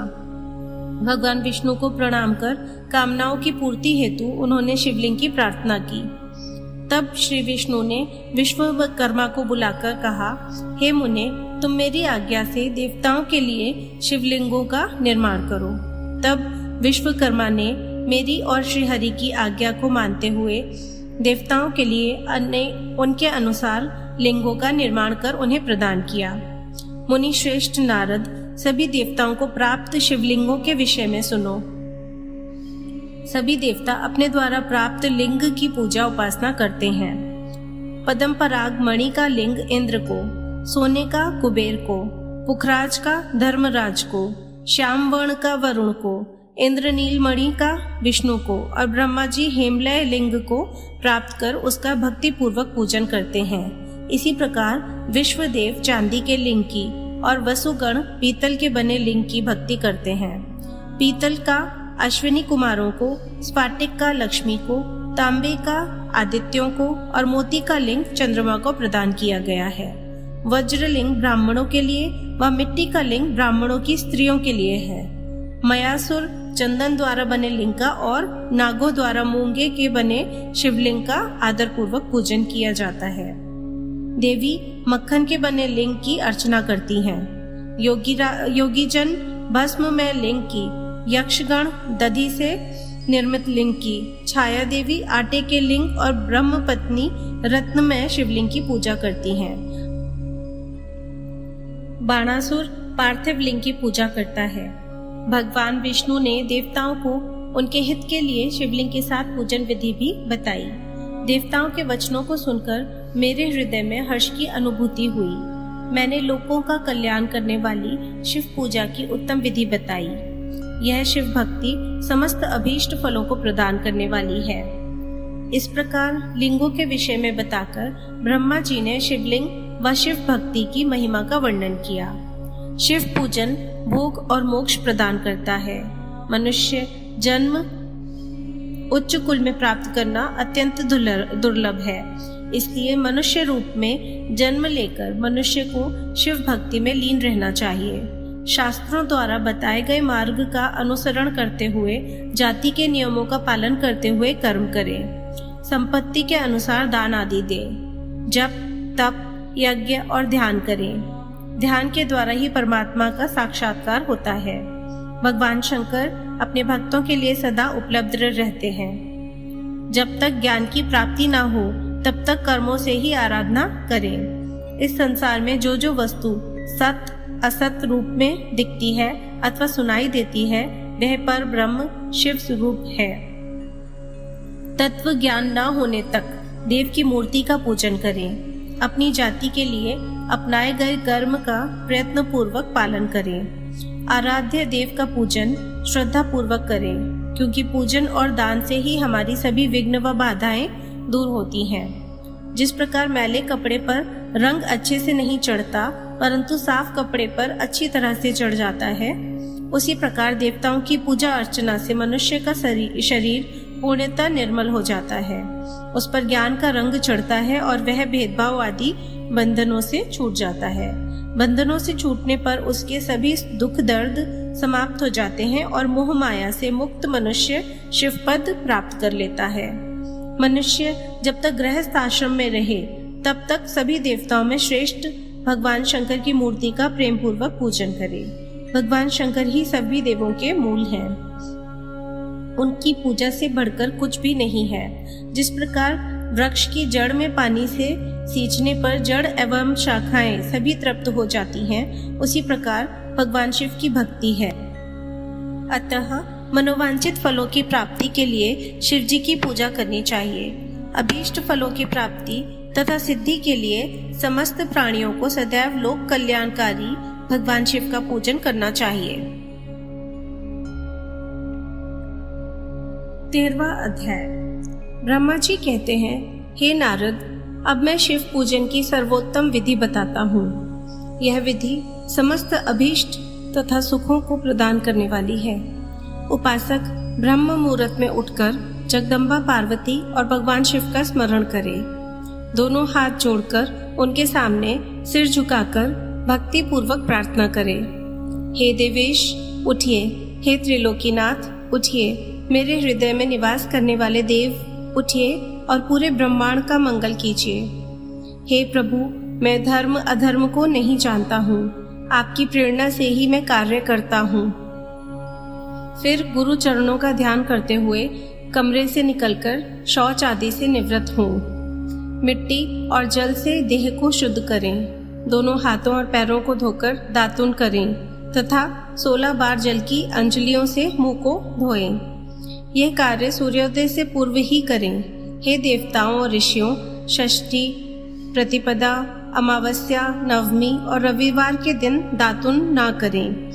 नदी अथवा घर में समय से स्नान करें। मनुष्य को देश और काल के विरुद्ध स्नान नहीं करना चाहिए। रविवार, श्राद्ध, संक्रांति, ग्रहण, महादान और उपवास वाले दिन गर्म जल में स्नान ना करें। क्रम से वारों को देखकर ही तेल लगाएं।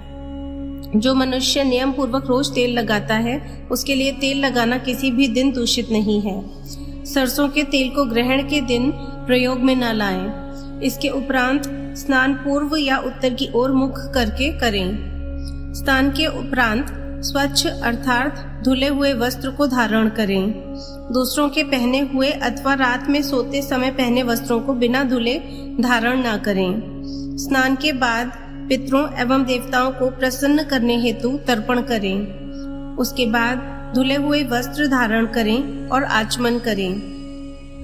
पूजा हेतु स्थान को गोबर आदि से लीपकर शुद्ध करें। वहां लकड़ी के आसन की व्यवस्था करें। ऐसा आसन अभीष्ट फल देने वाला होता है।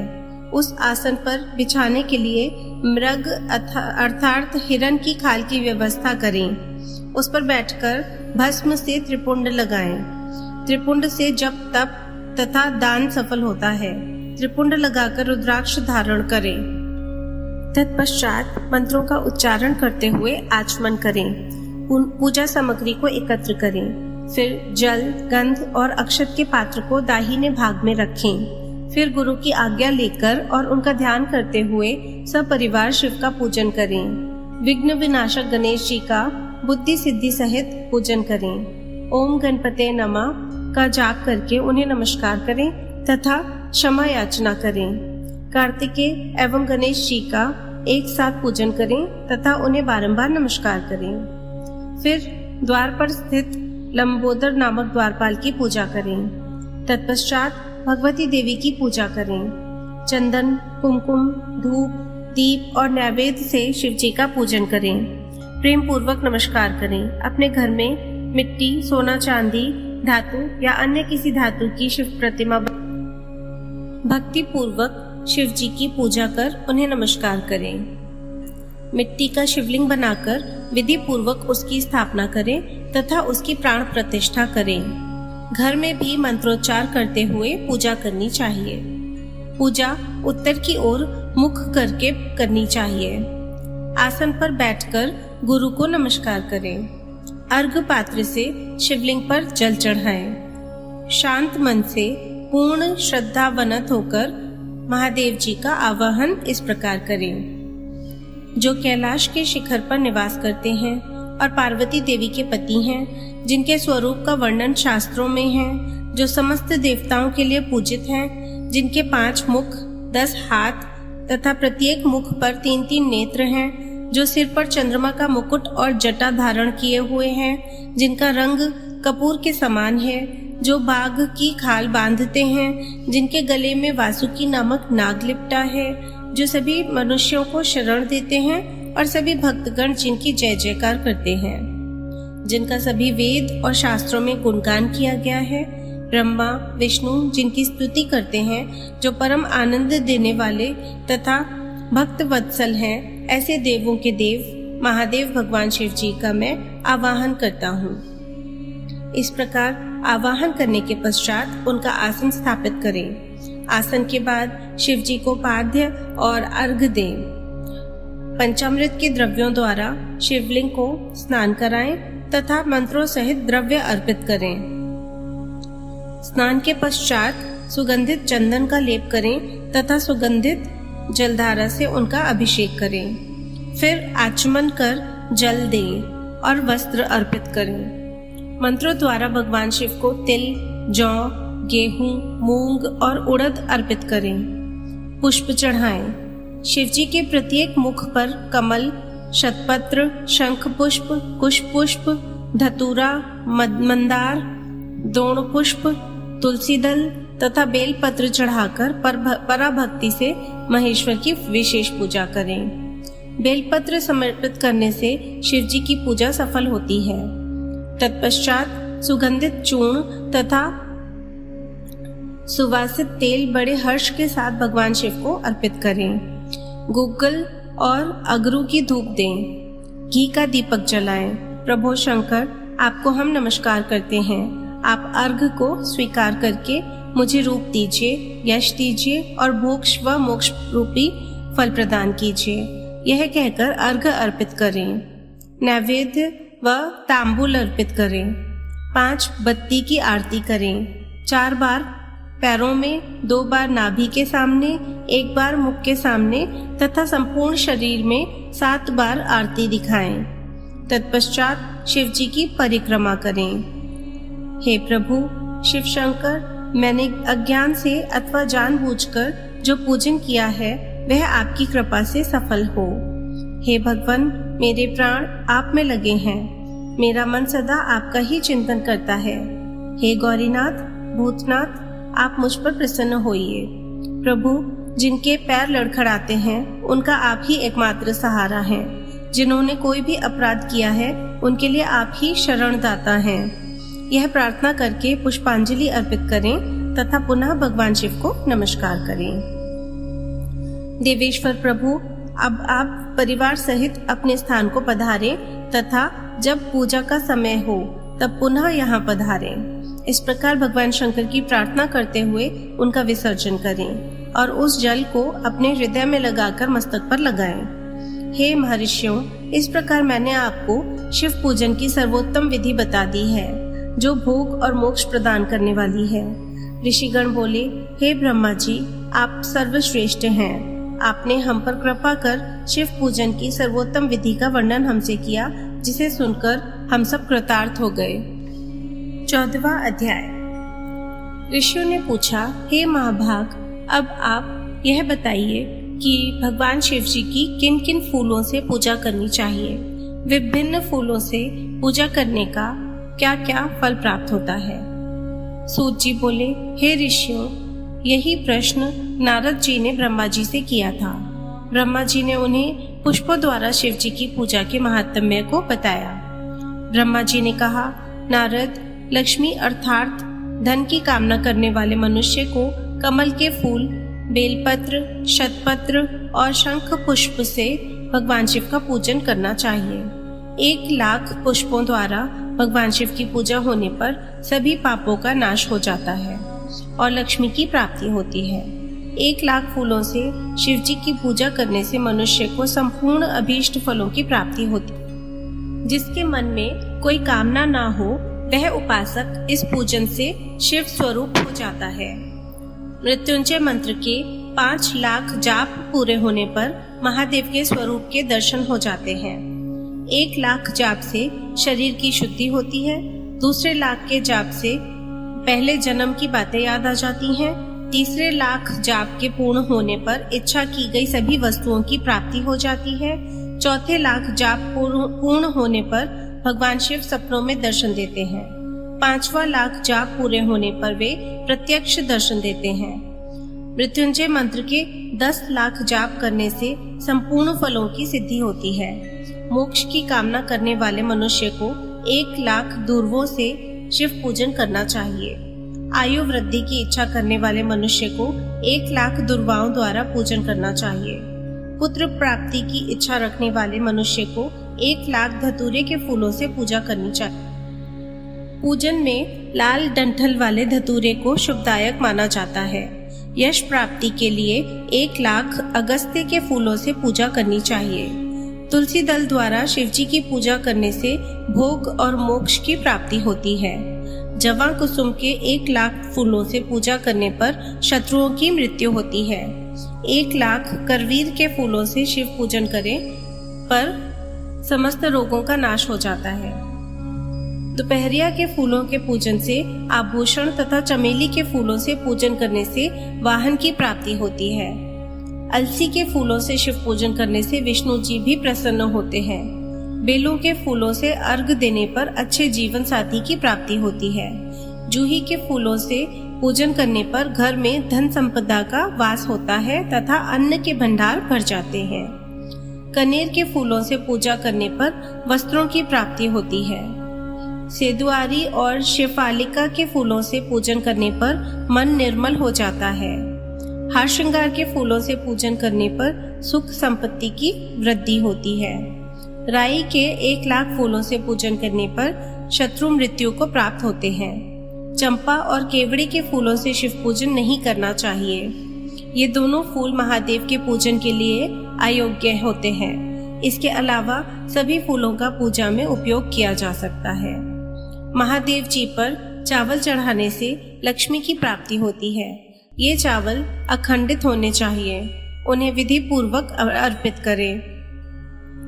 रुद्र प्रधान मंत्र से पूजन करते हुए शिवलिंग पर वस्त्र अर्पित करें।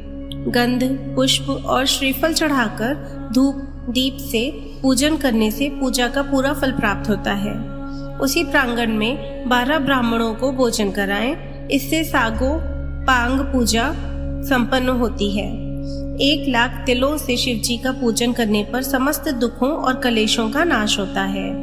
जौ के दाने चढ़ाने पर स्वर्गीय सुख की प्राप्ति होती है। गेहूं के बने भोजन से 1,00,000 बार शिव पूजन करने से संतान की प्राप्ति होती है।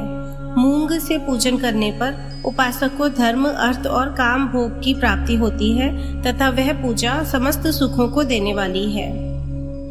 उपासक को निष्काम होकर मोक्ष की प्राप्ति के लिए भगवान शिव की पूजा करनी चाहिए। भक्ति भाव से विधि पूर्वक शिव की पूजा करके जलधारा समर्पित करनी चाहिए। शत रुद्रीय मंत्र से 11 रुद्र जप, सूक्त, षडंग, महामृत्युंजय और गायत्री मंत्र में नमः लगाकर नामों से अथवा प्रणव ओम मंत्र द्वारा शास्त्रोक्त मंत्र से जलधारा शिवलिंग पर चढ़ाएं। धारा पूजन से संतान की प्राप्ति होती है। सुख और संतान की वृद्धि के लिए जलधारा का पूजन उत्तम होता है। उपासक को भस्म धारण कर प्रेम पूर्वक शुभ एवं दिव्य द्रव्यों द्वारा शिव पूजन कर उनके सहस्त्र नामों का जाप करते हुए शिवलिंग पर घी की धारा चढ़ानी चाहिए। इससे वंश का विस्तार होता है। 10,000 मंत्रों द्वारा इस प्रकार किया गया पूजन रोगों को समाप्त करता है तथा मनोवांछित फल की प्राप्ति होती है। नपुंसक पुरुष को शिवजी का पूजन घी से करना चाहिए। ब्राह्मणों को भोजन कराना चाहिए और प्रजापत्य का व्रत रखना चाहिए। बुद्धिहीन मनुष्य को दूध में शक्कर मिलाकर इसकी धारा शिवलिंग पर चढ़ानी चाहिए। इससे भगवान प्रसन्न होते हैं, उत्तम बुद्धि प्रदान करते हैं। यदि मनुष्य का मन उदास रहता हो, जी उचट जाए, कहीं भी प्रेम ना रहे, दुख बढ़ जाए तथा घर में सदैव लड़ाई रहती हो, तो मनुष्य को शक्कर मिश्रित दूध 10,000 मंत्रों का जाप करते हुए शिवलिंग को अर्पित करना चाहिए। खुशबू वाला तेल चढ़ाने पर भोगों की वृद्धि होती है। यदि शिवजी पर शहद चढ़ाया जाए तो टीबी जैसा रोग भी समाप्त हो जाता है। शिवजी को गन्ने का रस चढ़ाने से आनंद की प्राप्ति होती है। गंगा जल को चढ़ाने से भोग और मोक्ष की प्राप्ति होती है। उपरोक्त वस्तुओं को अर्पित करते समय महामृत्युंजय मंत्र के 10,000 जाप करने चाहिए और 11 ब्राह्मणों को भोजन कराना चाहिए। इस प्रकार शिवजी की विधि सहित पूजा करने से पुत्र पौत्रादि सहित सब सुखों को भोगकर अंत में शिवलोक की प्राप्ति होती है। 15वां अध्याय। नारद जी ने पूछा, हे पितामह, आपने बहुत सी ज्ञान बढ़ाने वाली उत्तम बातों को सुनाया। कृपया इसके अलावा और भी जो कुछ आप सृष्टि एवं उससे संबंधित लोगों के बारे में जानते हैं हमें बताने की कृपा करें। ब्रह्मा जी बोले, मुने, हमें आदेश देकर जब महादेव जी अंतर्ध्यान हो गए तो मैं उनकी आज्ञा का पालन करने हेतु ध्यान मग्न होकर अपने कर्तव्यों के विषय में सोचने लगा। उस समय भगवान श्री हरि विष्णु से ज्ञान प्राप्त कर मैंने सृष्टि की रचना करने का निश्चय किया। भगवान विष्णु मुझे आवश्यक उपदेश देकर वहां से चले गए। भगवान शिव की कृपा से ब्रह्मांड से बाहर बैकुंठ धाम में जा पहुंचे और वहीं निवास करने लगे। सृष्टि की रचना करने के उद्देश्य से मैंने भगवान शिव और विष्णु का स्मरण करके जल को हाथ में लेकर ऊपर की ओर उछाला। इससे वहां एक अंड प्रकट हुआ जो 24 तत्वों का समूह कहा जाता है। वह विराट आकार वाला अंड जड़ रूप में था। उसे चेतनता प्रदान करने हेतु मैं कठोर तप करने लगा और 12 वर्षों तक तप करता रहा। तब श्री हरि विष्णु स्वयं प्रकट हुए और प्रसन्नता पूर्वक बोले। श्री विष्णु ने कहा, ब्रह्मा, मैं तुम पर प्रसन्न हूँ। तुम जो इच्छा हो वह वर मांग लो। भगवान शिव की कृपा से मैं सब कुछ देने में समर्थ हूँ। ब्रह्मा बोले, महाभाग, आपने मुझ पर बड़ी कृपा की है। भगवान शंकर ने मुझे आपके हाथों में सौंप दिया है। आपको मैं नमस्कार करता हूँ। कृपा कर इस विराट 24 तत्वों से बने अंड को चेतना प्रदान कीजिए। मेरे ऐसा कहने पर श्री विष्णु ने अनंत रूप धारण कर अंड में प्रवेश किया। उस समय उनके सहस्त्रों मस्तक, सहस्त्र आंखें और सहस्त्र पैर थे। उनके अंड में प्रवेश करते ही वह चेतन हो गया। पाताल से सत्यलोक तक अंड के रूप में वहां विष्णु भगवान विराजने लगे। अंड में विराजमान होने के कारण विष्णु जी वैराज पुरुष कहलाए। पंचमुख महादेव ने अपने निवास हेतु कैलाश नगर का निर्माण किया।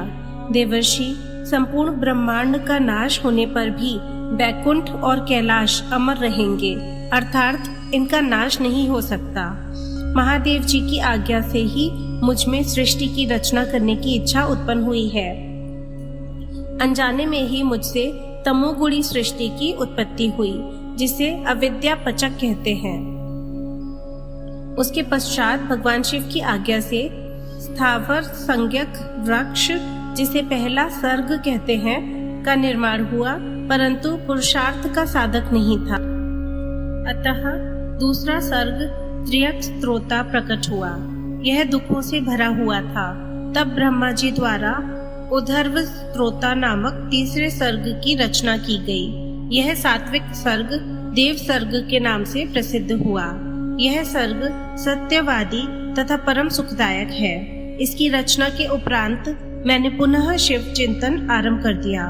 तब एक रजोगुणी सृष्टि का आरंभ हुआ जो अवर्ग स्त्रोता नाम से विख्यात हुआ। इसके बाद मैंने 5 विकृत सृष्टि और 3 प्राकृत सर्गों को जन्म दिया।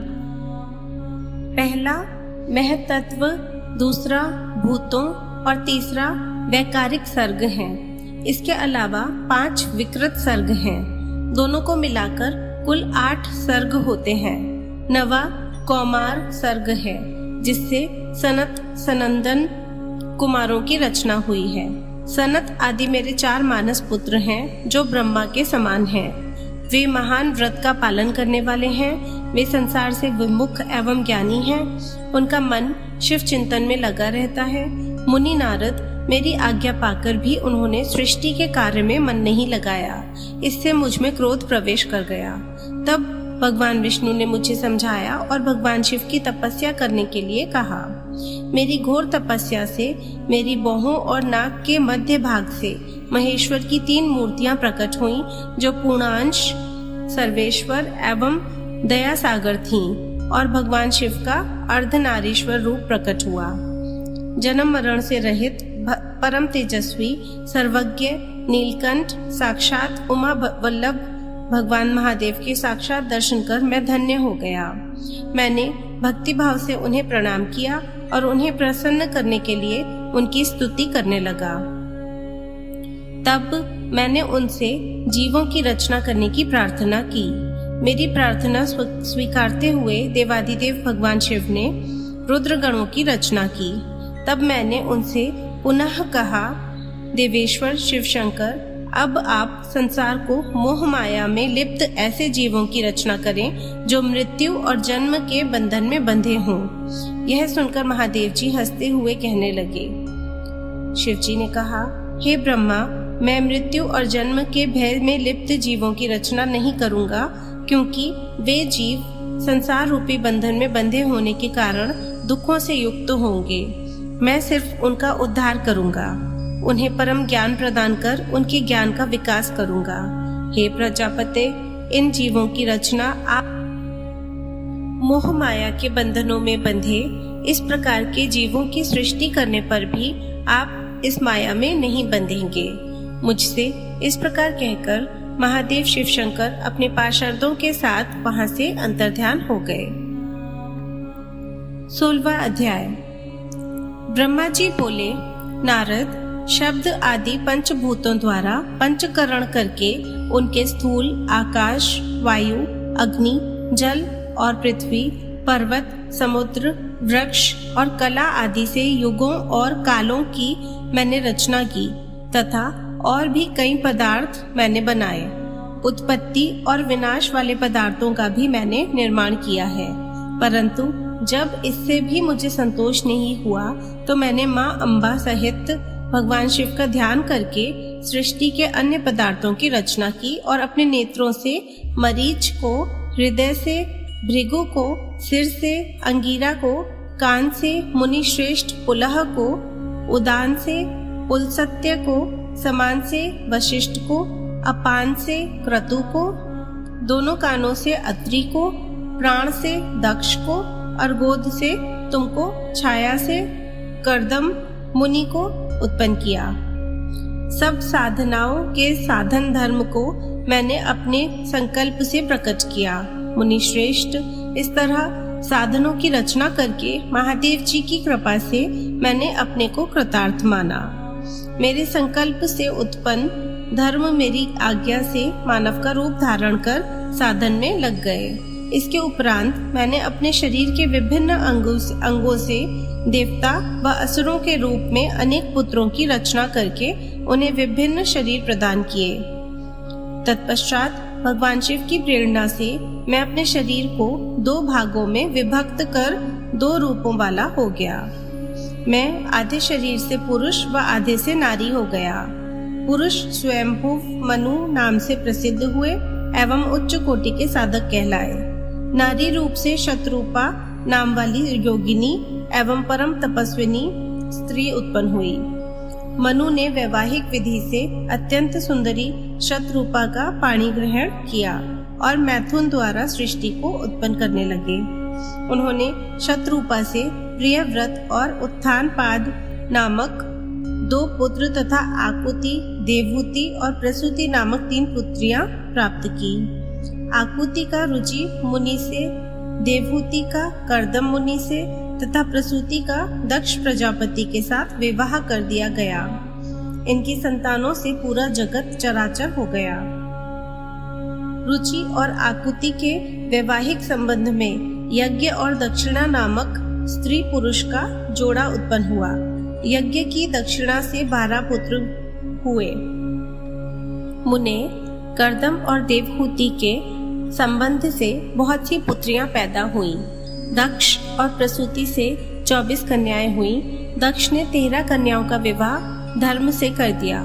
ये 13 कन्याएं श्रद्धा, लक्ष्मी, धृति, तुष्टि, पुष्टि, मेधा, क्रिया, बुद्धि, लज्जा, वसु, शांति, सिद्धि और कीर्ति हैं।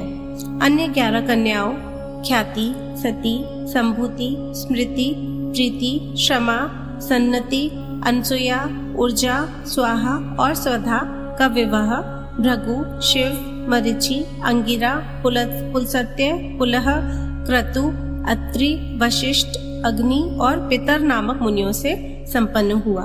इनकी संतानों से पूरा त्रिलोक भर गया।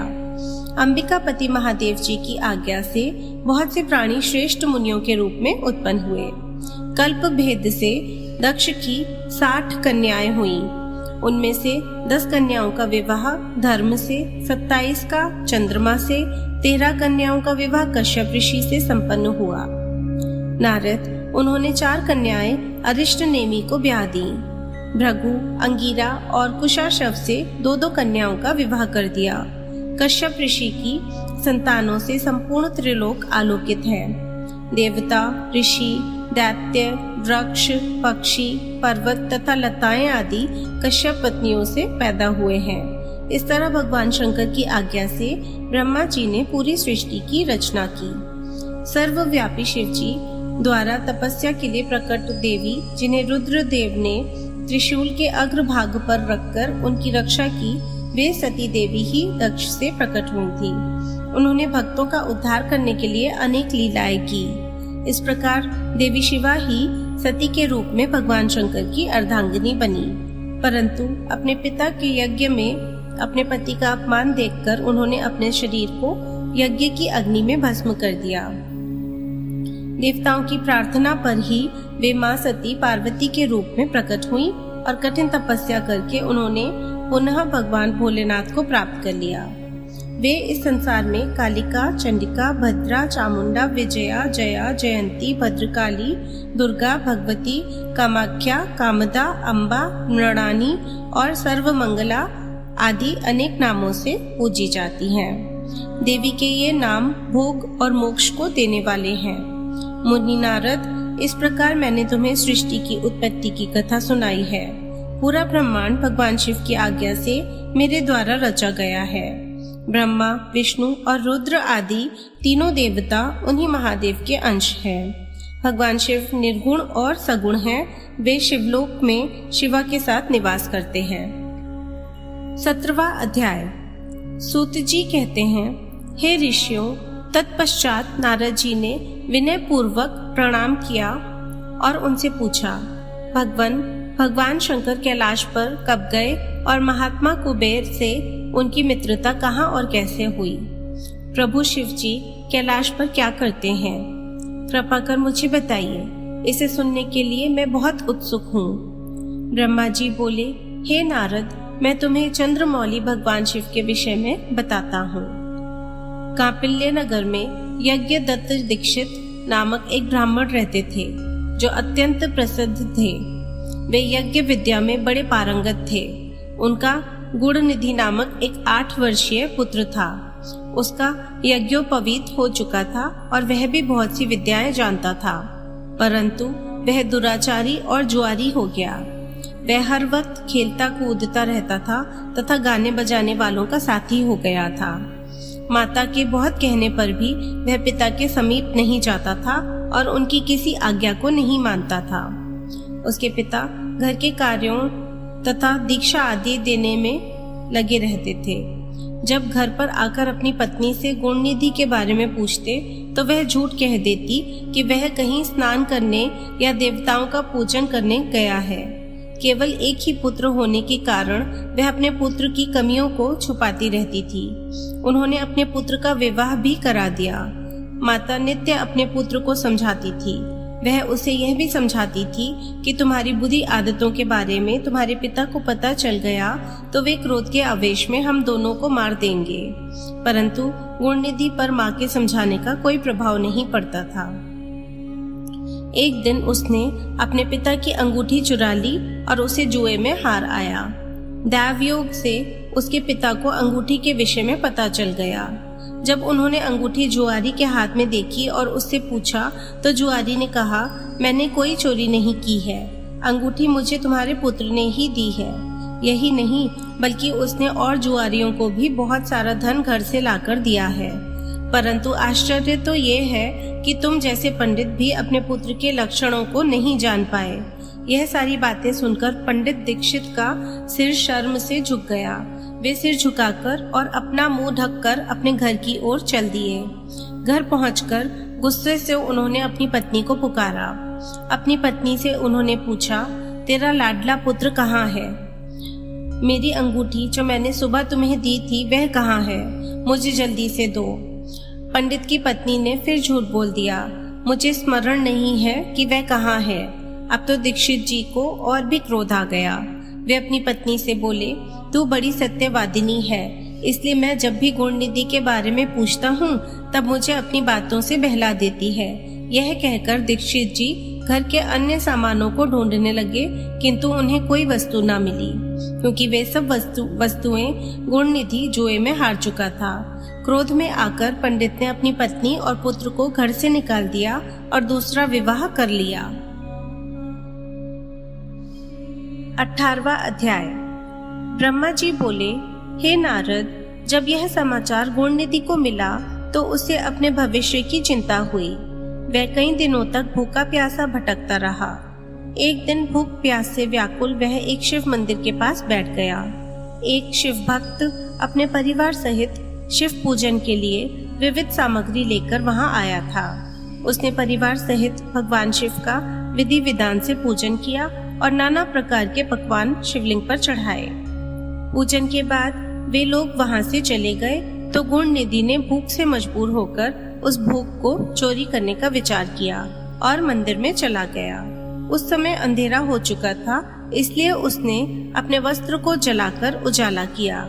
यह मानो उसने भगवान शिव के सम्मुख दीप जलाकर दीपदान किया था। जैसे ही वह सब भोग उठाकर भागने लगा, उसके पैरों की धमक से लोगों को पता चल गया कि उसने मंदिर में चोरी की है। सभी उसे पकड़ने के लिए दौड़े और उसके पीछा करने लगे। नगर के लोगों ने उसे खूब मारा। उनकी मार को उसका भूखा शरीर सहन नहीं कर सका। उसके प्राण पखेरु उड़ गए। उसके कुकर्मों के कारण यमदूत उसको बांधकर ले जा रहे थे। तभी भगवान शिव के पार्षद वहां आ गए और गुणनिधि को यमदूतों के बंधनों से मुक्त करा दिया। यमदूतों ने शिव गणों को नमस्कार किया और बताया कि यह बड़ा पापी और धर्म कर्म से हीन है। यह अपने पिता का भी शत्रु है। इसने शिव जी के भोग की भी चोरी की है। इसने बहुत पाप किए हैं, इसलिए यह यमलोक का अधिकारी है। इसे हमारे साथ जाने दें ताकि विभिन्न नरकों को यह भोग सके। तब शिवगणों ने उत्तर दिया कि निश्चय ही गुणनिधि ने बहुत से पाप कर्म किए हैं, परंतु इसने कुछ पुण्य कर्म भी किए हैं, जो संख्या में कम होने पर भी पाप कर्मों को नष्ट करने वाले हैं। इसने रात्रि में अपने वस्त्र को फाड़कर शिवलिंग के समक्ष दीपक में बत्ती डालकर उसे जलाया और दीपदान किया। इसने अपने पिता के श्रीमुख से एवं मंदिर के बाहर बैठकर शिवगणों को सुना है और ऐसे ही और भी अनेक धर्म कर्म इसने किए हैं। इतने दिनों तक भूखा रहकर इसने व्रत किया और शिव दर्शन तथा शिव पूजन भी अनेकों बार किया है, इसलिए यह हमारे साथ शिवलोक को जाएगा। वहाँ कुछ दिनों तक निवास करेगा। जब इसके संपूर्ण पापों का नाश हो जाएगा तो भगवान शिव की कृपा से यह कलिंग देश का राजा बनेगा। अतः यमदूतों, तुम अपने लोक को लौट। यह सुनकर यमदूत यमलोक को चले गए। उन्होंने यमराज को इस विषय में सूचना दे दी और यमराज ने इसको प्रसन्नता पूर्वक स्वीकार कर लिया। तत्पश्चात गुणनिधि नामक ब्राह्मण को लेकर शिवगण शिवलोक को चल दिए। कैलाश पर भगवान शिव और देवी उमा विराजमान थे। उसे उनके सामने लाया गया। गुणनिधि ने भगवान शिव उमा की चरण वंदना की और उनकी स्तुति की। उसने महादेव से अपने किए कर्मों के बारे में क्षमा याचना की। भगवान ने उसे क्षमा प्रदान कर दी। वहां शिवलोक में कुछ दिन निवास करने के बाद गुणनिधि कलिंग देश के राजा अरिंदम के पुत्र दम के रूप में विख्यात हुआ। हे नारद, शिव जी की थोड़ी सी सेवा भी उसके लिए अत्यंत फलदायक हुई। इस गुणनिधि के चरित्र को जो कोई पढ़ता अथवा सुनता है, उसकी सभी कामनाएं पूरी होती हैं तथा वह मनुष्य सुख शांति प्राप्त करता है। 19वां अध्याय। नारद जी ने प्रश्न किया, हे ब्रह्मा जी, अब आप मुझे यह बताइए कि गुणनिधि जैसे महापापी मनुष्य को भगवान शिव द्वारा कुबेर पद क्यों और कैसे प्रदान किया गया। हे प्रभु, कृपा कर इस कथा को भी बताइए।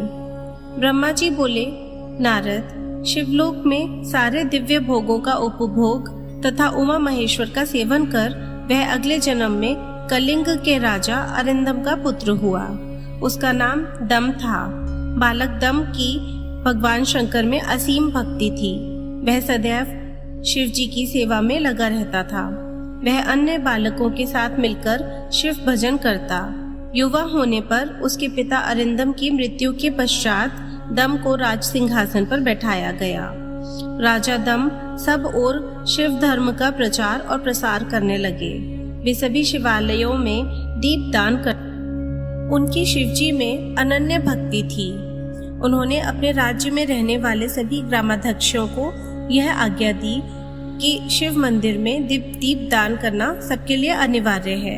अपने गांव के आसपास जितने शिवालय हैं वहां सदा दीप जलाना चाहिए। राजा दम ने आजीवन शिव धर्म का पालन किया। इस तरह वे बड़े धर्मात्मा कहलाए।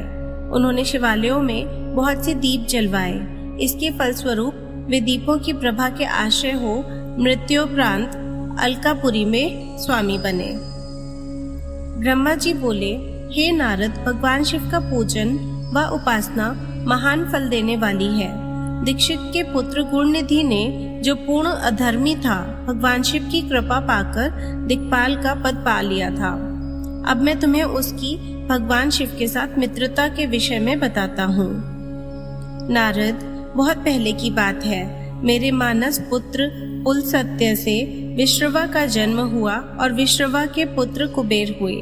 उन्होंने पूर्व काल में बहुत कठोर तप किया। उन्होंने विश्वकर्मा द्वारा रचित अलकापुरी का उपभोग किया।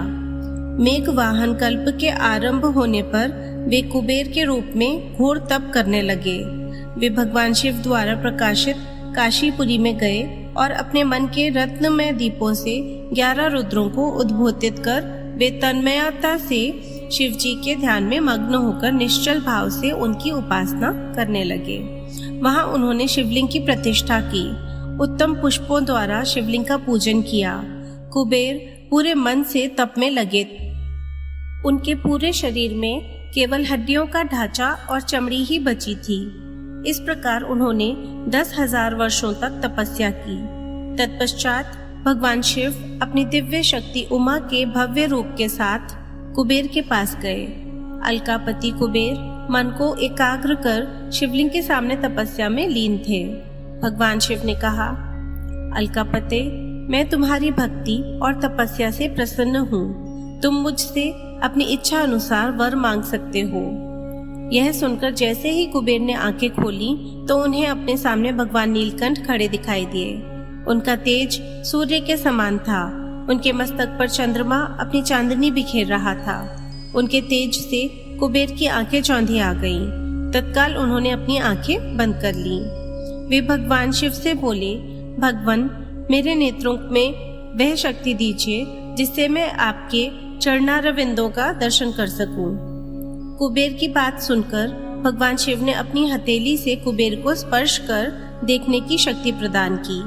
दिव्य दृष्टि प्राप्त होने पर वे आंखें फाड़ फाड़ कर देवी उमा की ओर देखने लगे। वे सोचने लगे कि भगवान शिव के साथ यह स्वर्ग सुंदरी कौन है। इसने ऐसा कौन सा तप किया है जो इसे भगवान शिव की कृपा से उनका सामीप्य रूप और सौभाग्य प्राप्त हुआ है। वे देवी उमा को निरंतर देखते ही जा रहे थे।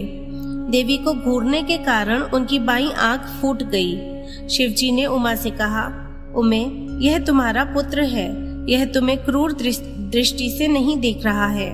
यह तुम्हारे तप बल को जानने की कोशिश कर रहा है। फिर भगवान शिव ने कुबेर से कहा, मैं तुम्हारी तपस्या से बहुत प्रसन्न हूँ। मैं तुम्हें वर देता हूँ कि तुम समस्त निधियों और गुहा शक्तियों के स्वामी हो जाओ। सुव्रतों, यक्षों और किन्नरों के अधिपति होकर धन के दाता बनो। मेरी तुमसे सदा मित्रता रहेगी और मैं तुम्हारे पास सदा निवास करूंगा। अर्थात तुम्हारे स्थान अलकापुरी के पास ही मैं निवास करूंगा। कुबेर, अब तुम अपनी माता उमा के चरणों में प्रणाम करो। ये ही तुम्हारी माता है। ब्रह्मा जी कहते हैं, नारद, इस प्रकार भगवान शिव ने देवी से कहा, हे देवी, यह आपके पुत्र के समान है, इस पर अपनी कृपा करो। यह सुनकर उमा देवी बोली, वत्स, तुम्हारी भगवान शिव में सदैव निर्मल भक्ति बनी रहे। बाईं आंख फूट जाने पर तुम एक ही पिंगल नेत्र से युक्त रहो।